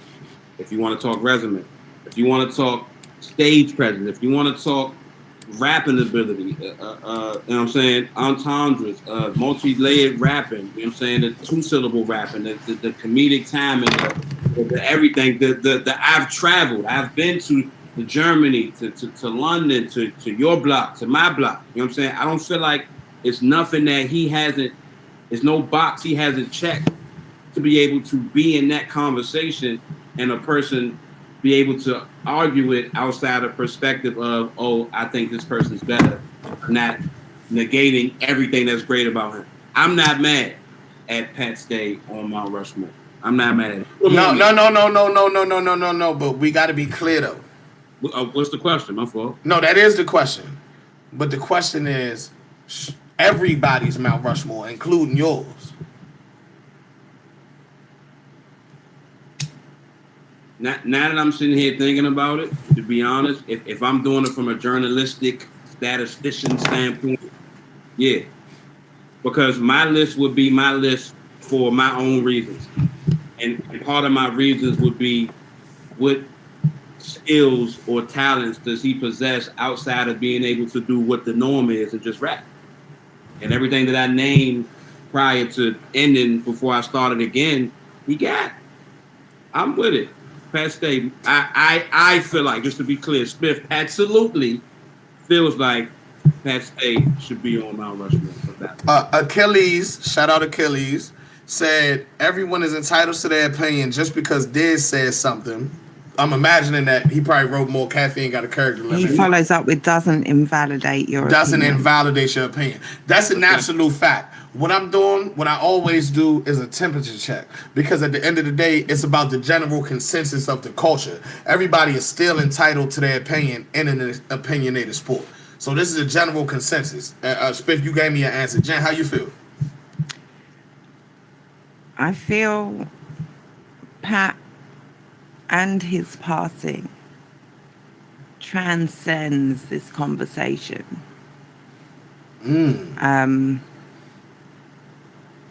There is a tendency when the legends fall to want to immortalize them. Pat is immortalized regardless of where you put him on whatever list for argument's sake. Fuck Mount Rushmore. I will flip the table over if you keep talking like this. Go! Fuck Mount Rushmore. Whoa. Pat is... Yeah. Like his life in battle rap, he transcends this conversation. He's above it. That's where I feel. And he is not fodder for clicks and traffic and whatever. Pat is in battle rap G heaven. Like that's where he is. Very few. Like, and unfortunately, in his 36 years of life, like we've lost him. He's immortalized in whatever annals of history you choose to put him in. He's beyond debate. Yeah. That's the perfect answer. Look at you go. I feel like, yeah, I got something through the blazer right now. Jen should have said before she went into her answer. That was perfect. Yeah. Fuck. Follow that. I don't have to follow it because we said it. Yeah, we verified now. Verified. We did say. All of us.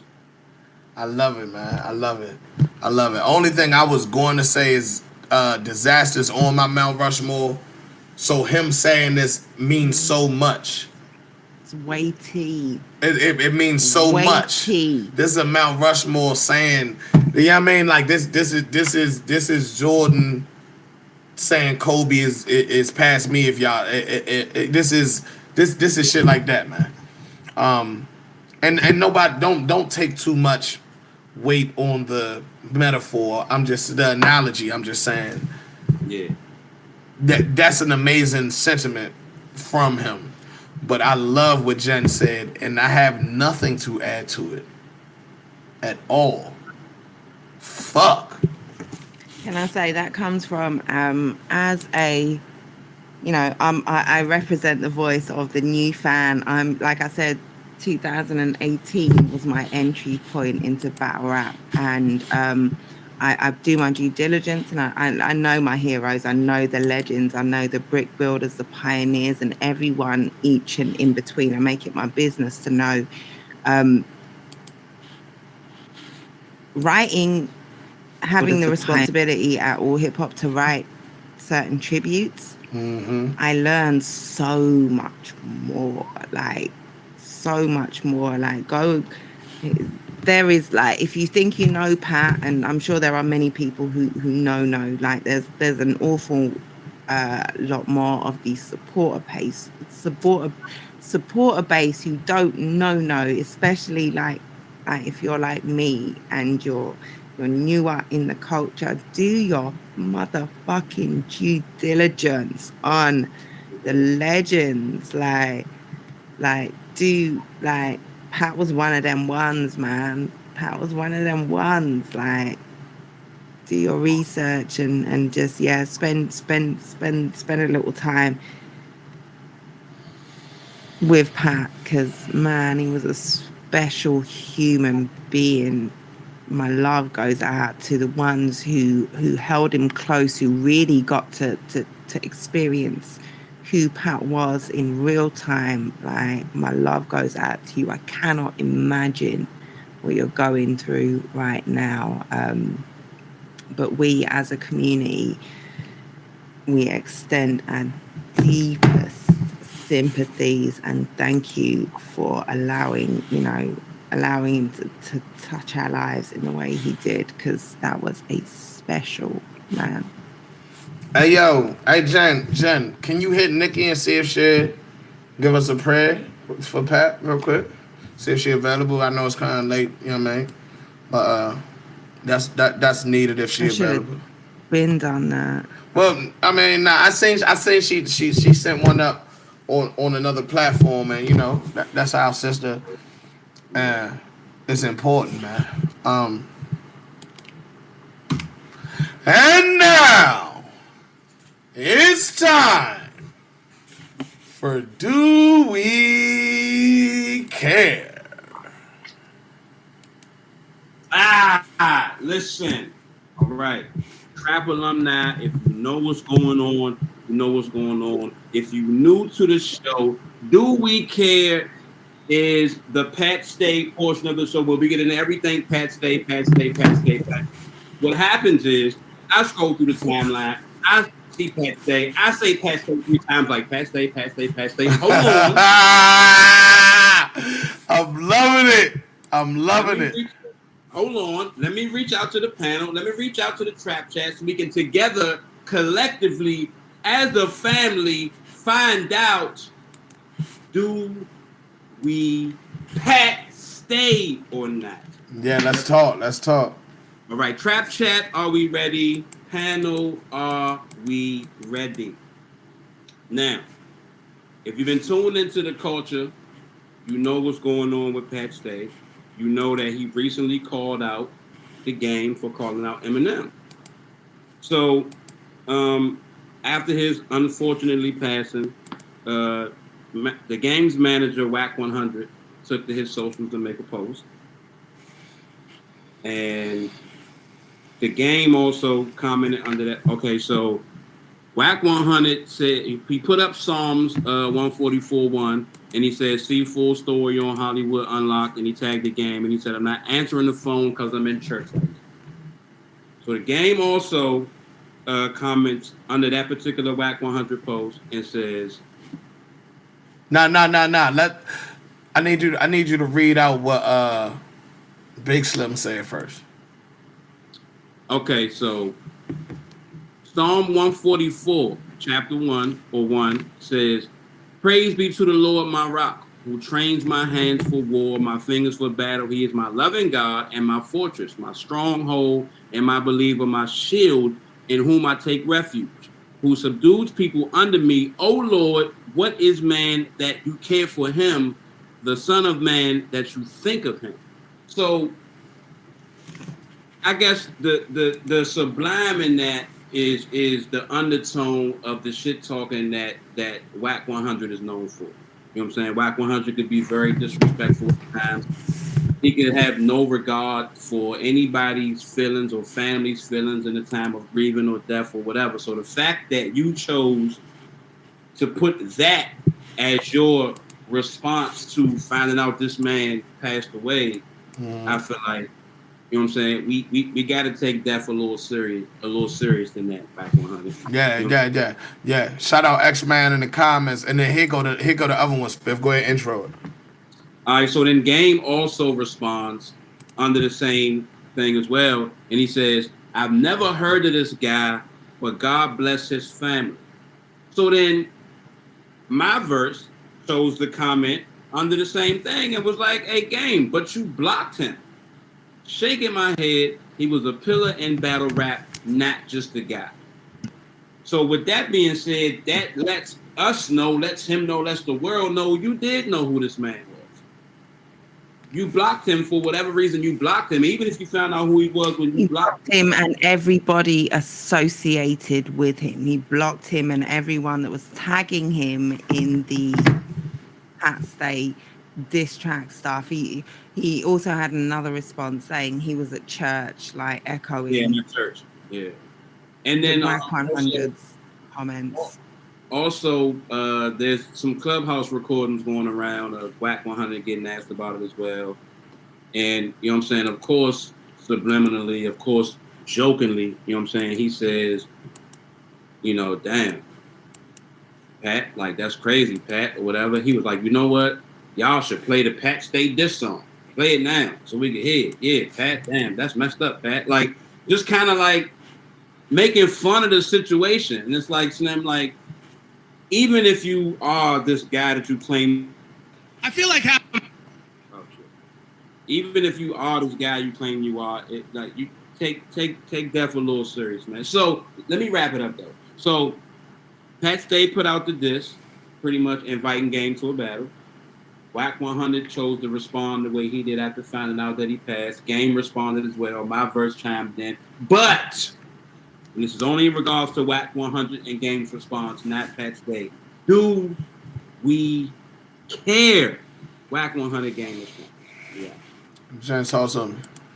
I do not care whatsoever about that trite response. Don't use the death of one of our legends as clickbait fodder when you didn't acknowledge him when he was alive, other than to block him and everyone who was supporting him. I am not here for that. Yeah. I'm gonna also say I don't care at all.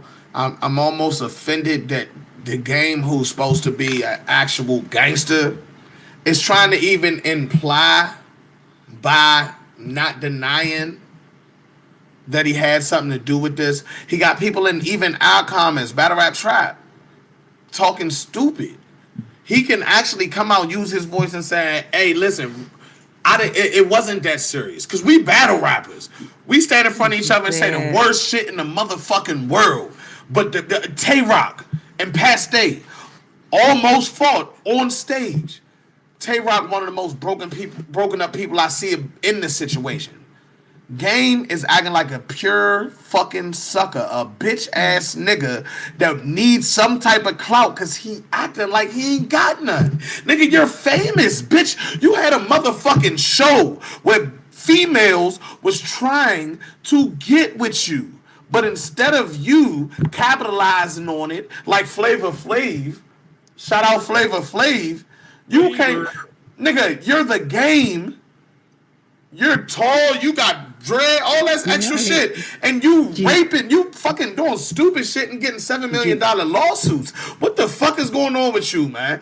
Game, Game, you make the worst life fucking decisions, man. Because do you know the headlines he would have got if he just posted R.I.P. Pat Stay? No, actually, I feel like. Unbeknownst to him, because this is the thing, when he said I never heard of him, I've never heard of Game being a battle rap fan. So prior to anything, he probably never heard of him. He blocked No. Prior to everything. Hear what I'm saying. Prior to everything, he probably never heard of Pat Stay. You know what I mean? So when he saw what Pat Stay did and saw the support it got, his initial reaction was to block it because he focused on Eminem. And then Pat Stay drops the diss and it starts to go crazy, and he passes a fucking day later. If you listen to the blog I did on the diss, I said, Game, you're not Eminem. Pat Stay is in the same room as you. You have to respond. Mm-hmm. God rest his soul, Pat Stay passed away. Game know damn well he might not have known him 2 weeks ago, but motherfucker, you know him today. You know him today. So when Wack 100 do the whack shit he do, the motherfucking managing snitches and stupid ass acting man, Wack 100 his name is Wack, bro. His name is Wack 100. That's an oxymoron. You can't be Wack and 100, bitch. Y'all niggas is corny, bro. Yo, and so I'm gonna leave it here though. The Game really pissed me off with his response because he knows that he can single-handedly silence certain trolls by simply saying rest in peace. And he would have the respect of a whole genre, a whole culture that he don't even understand exists. Because I truly believe that before this, he didn't know what battle rap really could do. And now battle rap on his motherfucking heels. He ain't had it. He just dropped the album. He ain't had this much traction since who knows when. So I don't care. I don't care in the sense of after this, I will never talk about the Game again. Ever. All right, so listen, right? We're going to move on to a more light-hearted Do We Care? And Jen kind of spoke on it earlier. Henny spoke on it earlier. They made me go upstairs and get a blazer. So what we're going to do is we're not going to act like Pat Stay wasn't one of the freshest, flyest niggas in the culture, in and out of the ring. That's what we not going to do. Oh, shit. You saw what he wore to the Suge battle. You saw what he pulled up on Tay-Rock, and you saw what he wore in the Arsenal battle. You see when he just having a birthday party with his son, what he got on. You see when he leaning up against the truck, he got the, come on now. Yeah. The shit motherfucker. The shit was like a spectacle. You was like, yo, Pat Stay got a battle. I know he gonna cook, but what is he gonna wear? When was the last time, I don't want to say excited, but you anticipated what a person was going to wear outside of daylight? At Stay, I don't want to say it wasn't a costume.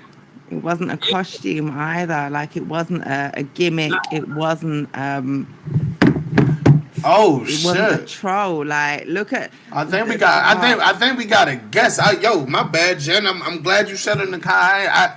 Yo, we do have a guest. Finish your thought. I apologize, but we do got a guest. This is very important. Let's get on to the guest. We'll get back to Pat and his sartorial flair. Let's go. Miss Nikki, what's up? Hey, Nikki. She muted. Her mic muted, or at least that's it. Show on my screen. It's muted. There we go. Yeah, I was muted. Hey, you guys. God bless. Yeah. Hey, Nikki. This is my first time on y'all show, and what an honor it is. A great honor it is to at least be here, invited here, just to talk about such an amazing person like Pat Stay. Yeah. Thank you for tapping. Hell yeah. Hey, yo, this is Miss Nikki, one of the biggest inspirations in this part of my life, man. You know what I mean? Some of the goodest, longest, most inspirational conversations I ever had was with her. And she's a very God-fearing woman. You know what I mean? Somebody who I feel like the culture need to hear from. I appreciate Jen for reaching out. And Nikki, I saw that you were sending prayers up. It's only right if you could do that on VS, if you got the time. You know what I mean? We want to send that type of energy in the world too. Absolutely. It's so funny, Miss Nikki. But you know, my name is Reverend Nicole. Yes, ma'am.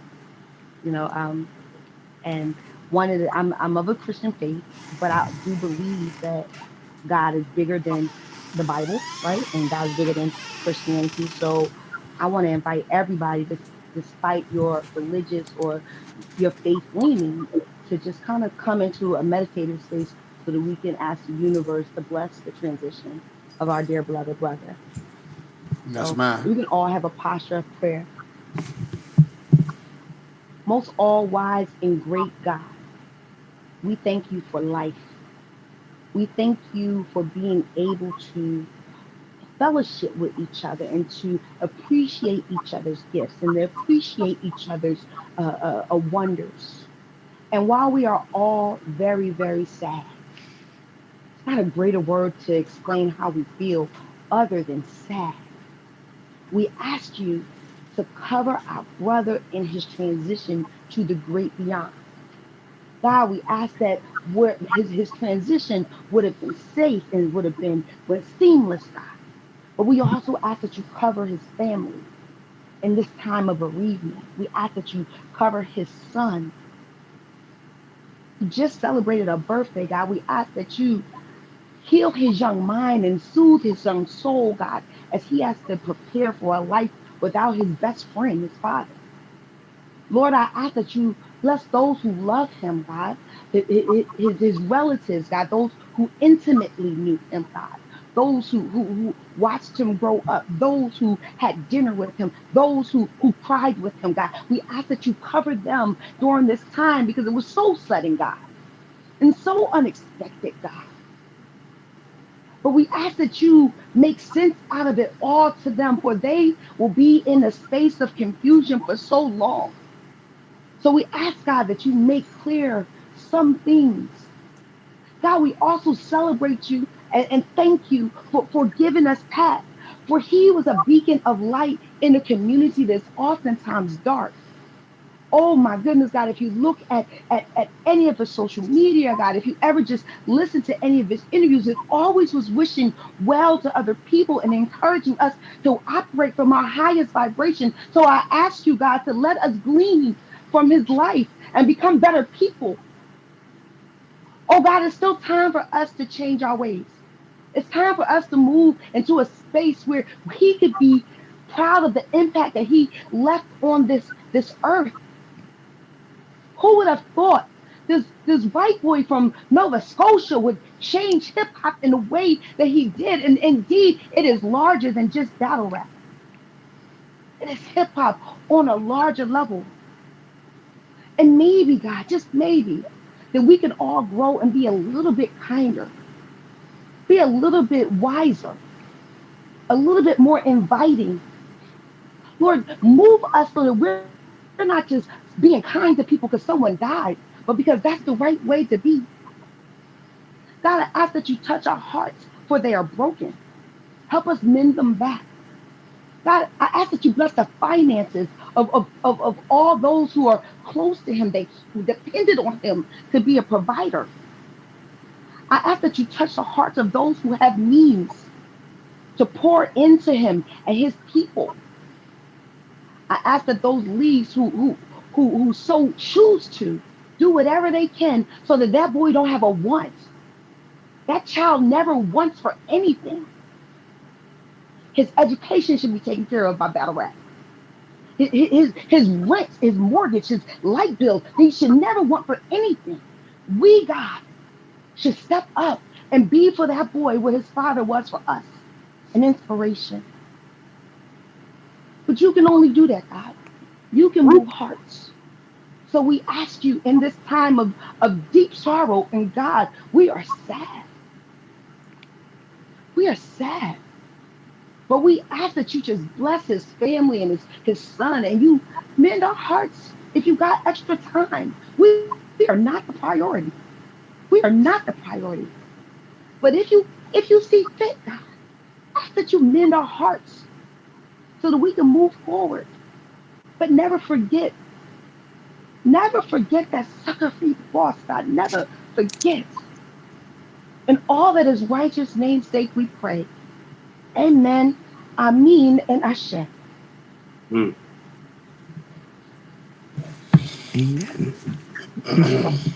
Hey, man. I knew you was gonna do a good job though, Nikki. Wow, Nikki. Hey, Snap. Thank you. It don't get no better than that. We needed that. It do not get no better than that. We needed that. The world needed that. Everybody with ears that heard that needed that. Thank you. I'm taking another shot. I ain't waiting for y'all. Fuck it. Thank you, Nikki. Happy belated Love birthday, you Henry. too. I appreciate it. Nigga, you know I love you too, man. Nigga, I'll talk to you soon. Thank you for that so much. Oh, wait. I can't. Absolutely. Yeah, thank you. And she hung up herself. She didn't wait for me to get her out. That's how she does it. She dropped the mic and walk out. That was a mic drop. That was a Nikki Duncan Smith. That was a Michael. That was a mic drop. That was a mic drop. You needed that. Spiff, what's up? Talk to me. You got one more? Okay, so last but not least in the Do We Cares, right? We spoke on it briefly every time we brought it up, or every time each topic we had, but now we can have the in-depth conversation, or if not, the photo that we about to show can speak for itself. Ladies and gentlemen, the career of Pat Stay in said photo. Let me read this out to you. 3-time KOTD title defender, 7-time world domination, 4-time blackout, 1-time Summer Madness, 1-time night of main events, father, friend, and son, and a list of battles starting from 2007 all the way to 2022. The career of Pat Stay. I wonder how many different leagues he touched, yo. If I'm not mistaken, I think minus GTX. Let me get this out the way. Lord. Kavalash one. Yeah. Outside of GTX, which is really grind time, so technically it still count. I feel like Pat Stay might have touched all the leagues that matter. Maybe was he ever on UW? That might be one. Hey, listen, I will never cut you off, but I got to. I just got word in the other group chat that they shouted out Pat Stay on Monday Night Raw. Now, if he hasn't transcended cultures, that be enough alone to say he touched the world. He had fans everywhere in every aspect and walk of life. He definitely had wrestlers like the Iron Sheik and others shouting him out. He put a tweet out too. I saw that. But yeah.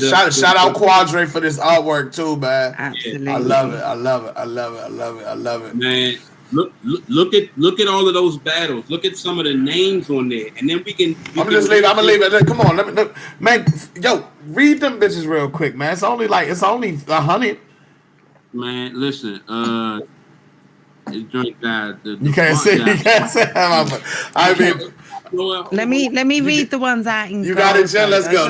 His most viewed battles. We've got Holohan, Arsenal, Marv One, The Saurus, Head Ice, Arcane, Disaster, Roan, Daylight, Sharon, Calico, Hollow the Don, Big K, Charlie Clips, Averb, Danny Myers, Tay-Rock, Arsenal, Shotgun Shug, Look at Me Go. Shout out Pat Stay. Like, look at just those highlights.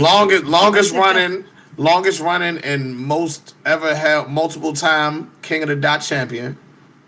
Yeah. The winningest.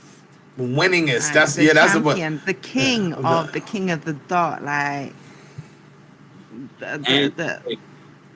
and some of these names are on here twice. He battled Arsenal twice. He battled Hollow the Don twice. So one time was in London. Was you London at the battle? But I think that was like 7 years ago, though. For real, I think that was a minute ago. Yo, my boy battled everyone. Still relevant. No. I was about to ask. I was about to ask you.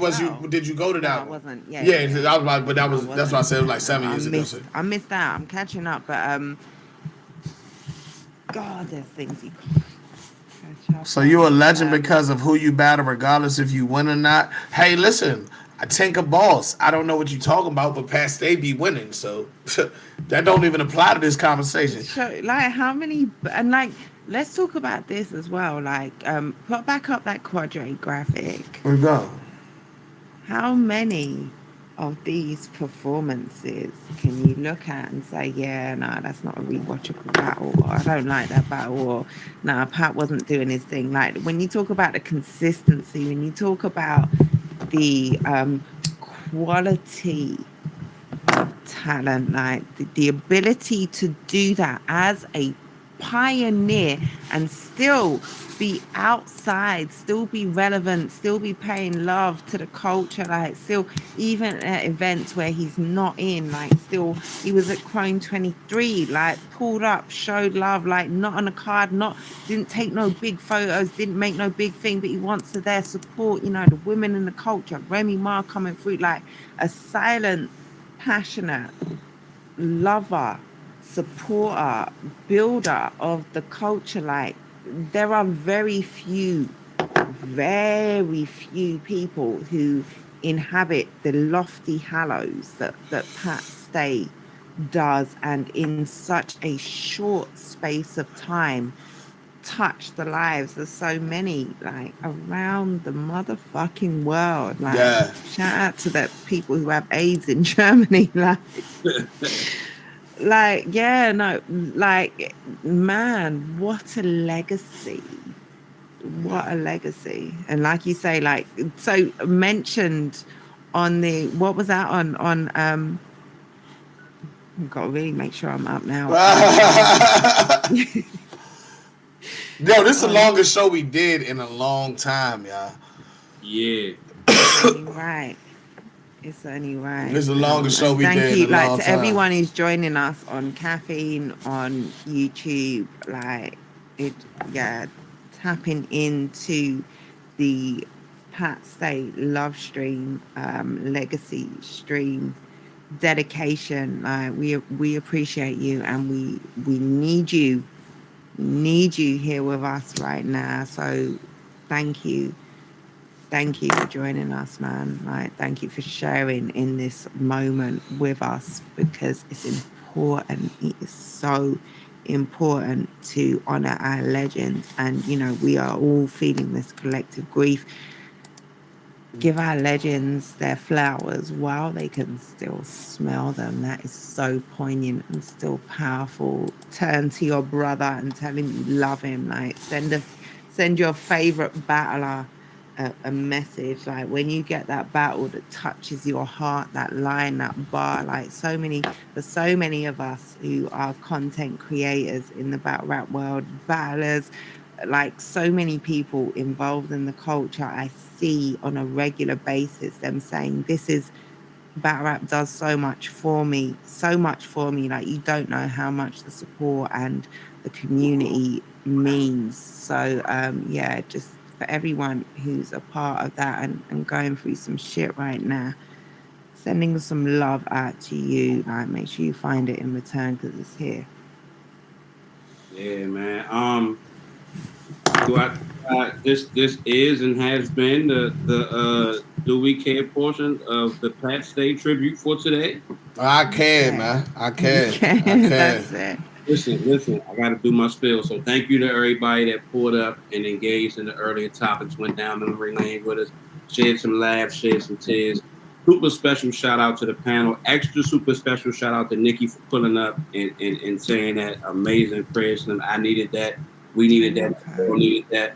And as always, shout out to everything and everybody. Yeah, man. Fuck. Well. Such is the like, I'm glad I touched on it before, but you know, do we care was not a question. Of course, we all care. Like, we all care. That's why we're here.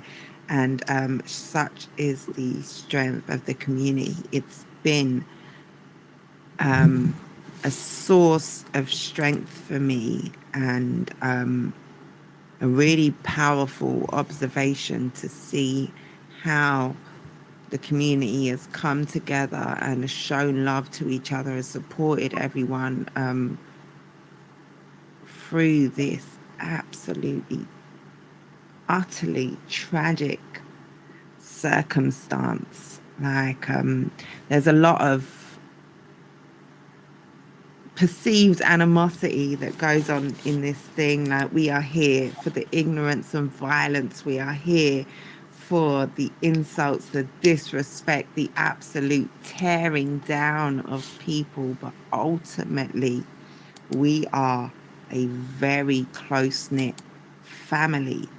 No matter how tenuous your link to this family, you are family. And moments like this, where we honor our legends, can only bring us closer together and reaffirm that that bond and that unity. Love to everyone right now. This is a moment. This is a poignant moment. Yo, I apologize to anybody on YouTube who had to deal with certain comments. I wasn't looking at those. I'm gonna have to start if we keep doing this. I'm gonna have to assign, like, I mean, some snipers to take people out that's doing that, because I didn't see that. So I just want to say that, because I think that when you keep the live up, I think the chat gonna stay with it. So I just want to say that and acknowledge that, and I'm saying that on behalf of y'all. So we don't got to be overly apologetic because we didn't know what was going on, or else it wouldn't have been going on. There's always some dickheads in the chat. Talk your shit then, Jay. What's up? What was that? What was that? That's gay. That's gay. This is it. Like, while we're all here celebrating and showing love, praying, paying tribute, like, you really want to troll in the YouTube comments? Like, Pat Stay would have something. He would have a fire rebuttal for your ass. Maybe it would sound something like block, block, block, block. Look at you go, bitch. The fuck up. Look at you go. Look at Tommy 3, 4, 5, 6, 7, 8, 9. Yeah, man. Wow. Where we at though, man? I'm glad we was able to do this and do it in this fashion. I'm gonna put this out. We gonna remember in the group, February 18th. That date not going nowhere. February 18th. Yeah, I mean. Can we also say there is a GoFundMe in support of Pat Stay's family, set up by his loved ones. It's available on I'm sure it's many people's pinned comments. All you got to do It'll be in the pinned comments of this joint too. It will be in the description if you're watching live on Caffeine. All you got to do is Twitter, Google, whatever, Pat Stay, GoFundMe, GFM, whatever you do, you will find it 2 clicks away. Any video that's on this channel that say Pat Stay in the title will have the GoFundMe as the pinned comment. And very easy to find. And shout out to Battle Rap, shout out to Pat Stay for touching so many people. That motherfucker somewhere around 100,000 at this point. It's like 80,000 last time I heard, man. Yeah, I mean, this is, we gotta understand. Pat Stay had $1 million mind. The money that he could have amassed is not even calculatable, if that makes sense. Yeah, I mean. So when I see that we at least believe in him enough to try to get to that number, it's not even about burying him the right way no more. It's about his son. It's about his family. It's about let's really give him what he deserves. Yeah. That's it.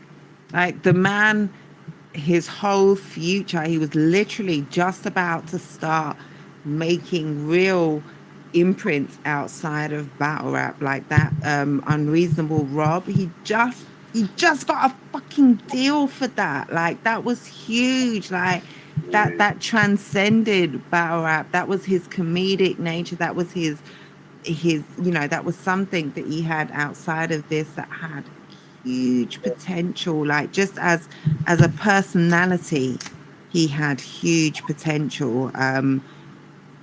Not to put his loss in terms of monetary gain, but No, it's not about. Realistic. It's not even about. It, Yeah, no, that's it. To be realistic and to think of his family, that man was about to make some serious. Yes, hell yeah.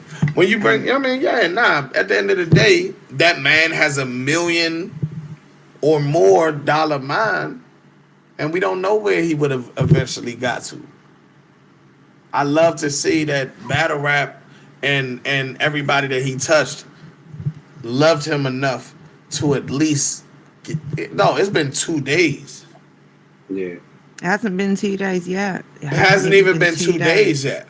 Yeah, I mean, so and if we can continue this, Spiff said something about starting like a not even a charity. I don't think he used the word charity, like a foundation. Like a foundation, like a foundation and stuff like that, man. Trust. You know what I mean? But yeah, and definitely a trust. Yeah, I mean, definitely a trust because they got some money coming, and they would have had some money coming. They would have had more money coming. They would have had more money coming with him standing above ground. The GoFundMe is currently at over $100,000 within 24 hours. With a lot of people initially being skeptical, of course, which is wise to do because they weren't sure that the GoFundMe was legit. Once certain people started sharing, people very close to Pat's Day, the disasters, organic, whatever, sharing that it's a legit GoFundMe. You can support it over $100,000, and their target was 100,000 Canadian dollars. They bust that a minute ago. So everyone who has contributed, thank you. And guess what? And I know keep doing what you can. I know that it's the people who it's a spotlight on already are trying to figure out the right way to go about doing what they're gonna do as well. You know what I mean? And I don't think it's because it's a spotlight on them. I think it's because they want to make sure they do it the right way. This is what I was saying. Like, regardless of people's politics, wanting to wedge certain issues on the back of this, wanting to feel certain ways, and everyone is feeling things, right? But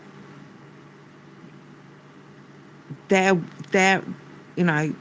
people that can honor him and will honor him in the right way are without you prompting them, without you telling them what they need to do.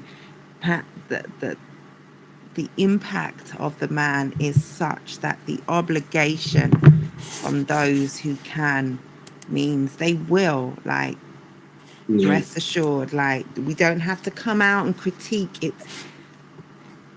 The man hasn't been buried yet.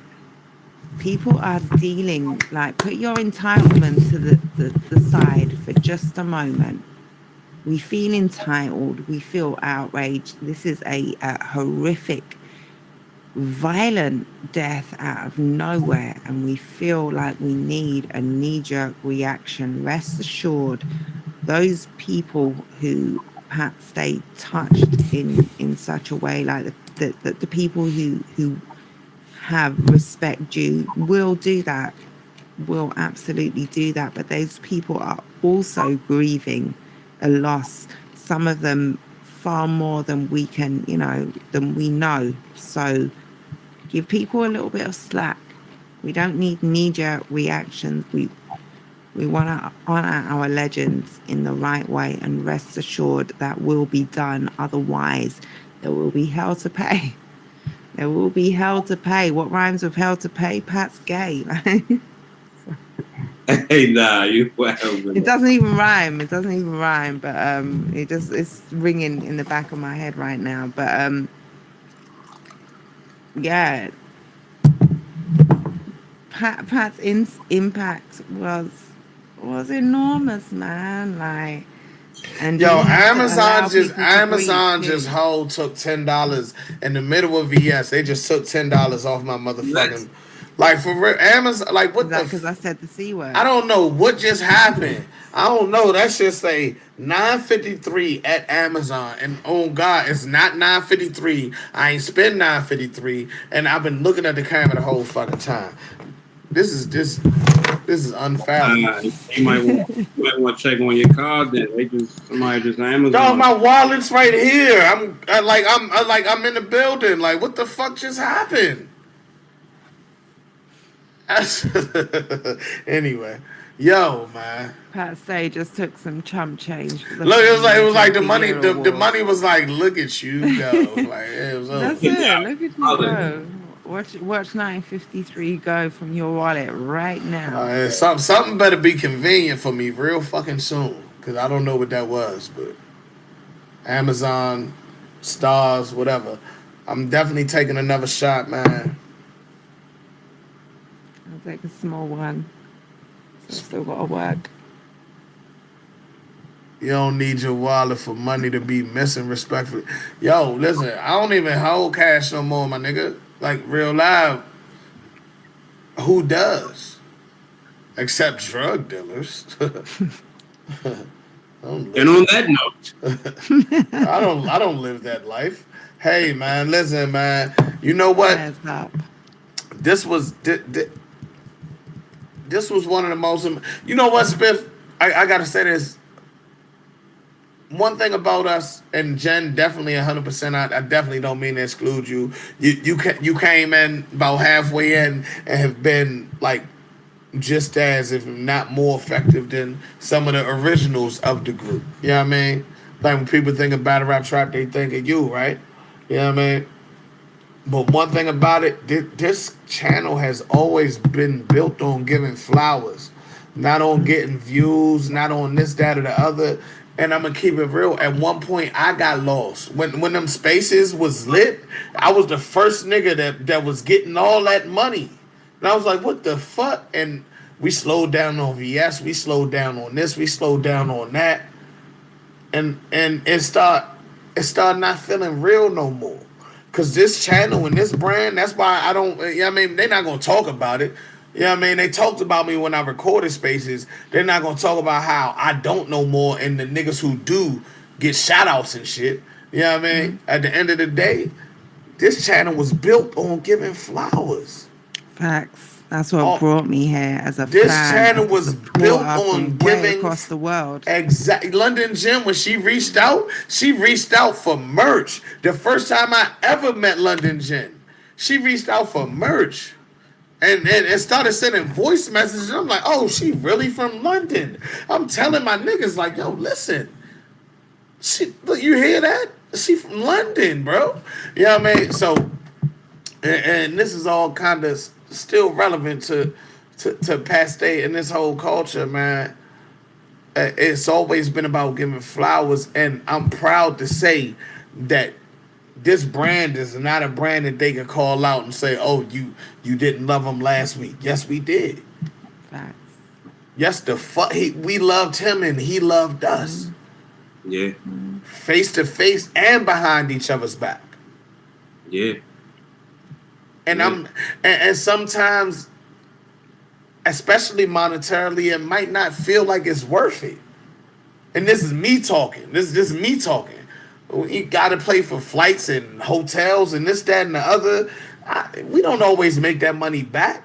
But then in a moment like this, when I could look at these videos of the people that inspired me to even pick up a camera, and I had them conversations, and now they not here no more, bro. The fact that them flowers was given while they was above ground mean everything.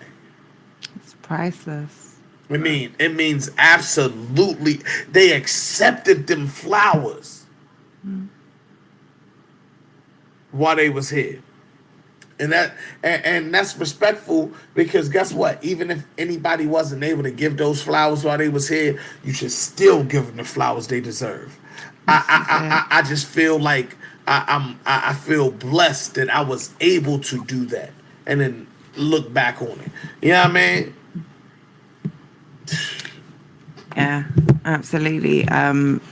Ultimate tribute to Pat Stay, and yeah, there's been some chatter about you need to give people their flowers while they're here. Absolutely, that's a fact. People cannot necessarily acknowledge every moment along the way. Exactly. Don't hate on them for that. Exactly. Give love to the tributes because, you know, people feel far more than they show, and Pat Stay is someone who had that impact. Yo, Pat Stay might be one that we was able to touch, but trust and believe, like right now, I'm not gonna say if something happened to this person or that person or this person, but I got a wish list of people to sit down with. D-Rec is on that list. You know what I mean? Poison Pen is on that list. Smack is on that list. ARP is on that list. Them sit down, talk everythings. I need to talk to all of you niggas and figure out how y'all did what y'all disaster is on that list. You know what I'm saying? Like to them sit down, talk everythings. I need to bring those back. Dad TVs, bro. We need to really bring those back. This shit we do dope. Jen, dope, that people love you. People love this dynamic. We need to bring back interviews that we was, and this not, you know, rest in peace, past state, but this ain't that talking. This is what we was doing anyway. And we need to get back to it. We need to get back to work. And not that at the same time, we need to continually honor the shit that makes all three of us and everyone else in the culture like so passionate, so in tune. Like is that love, is that community, is that spirit, is that passion, is that thing that makes you as a supporter say, I can't even just support anymore, I need to contribute. It's that thing that makes, you know, and Battle Rap Trap epitomizes that giving flowers, that showing love, that paying honor and tribute, whether it matters or not to the larger scheme of things. Like this is something that the trap has to do. Like that's what we back on. That's what we back on. You know what? That's what we back on, Jen. And you know what, Jen? I met you the first time as a supporter, and the supporter that you was of us. What? You wasn't a supporter of a channel that had drama on it, this on it, that on it, and that's what we getting back to, man. No more of that. No more of that. I can at least stand on that. And I'm about to stand on this, man. One more shot for Pat Stay in the air for me, man. You know what I'm saying? Definitely. And the way we gonna do the moment of silence, I'm just gonna blank all our screens out. I got a picture of Pat Stay behind us, and we just gonna do the moment of silence by you know what I mean? When the screen go black, you know what I mean? You already know what it is. Absolutely. So whoever in the air, whoever not is in the air in spirit, because we already know. Yeah, man. It is what it is. Anybody got anything to say before we get out of here? I feel like we said it all, man. Like I don't want to reiterate things to make it sound like less real. One thing about what I love about our show is it's not scripted. You get everything raw, uncut, passionate, whether it be us cutting each other off, whether it be us being long-winded sometimes. That's what I enjoy. That's what I feel like is the greatest shit about us and what we do. And I feel like we said it all, man. Rest in peace, Pat Stay. Hell yeah. I would say rest in the eternal peace and comfort and love of all of your supporters, and yeah, throw one up in the air with us. Rest in peace, Pat Stay. Hell yeah, man. It's the best episode we ever had, man. Rest in peace, Pat Stay, yo. Moment of silence.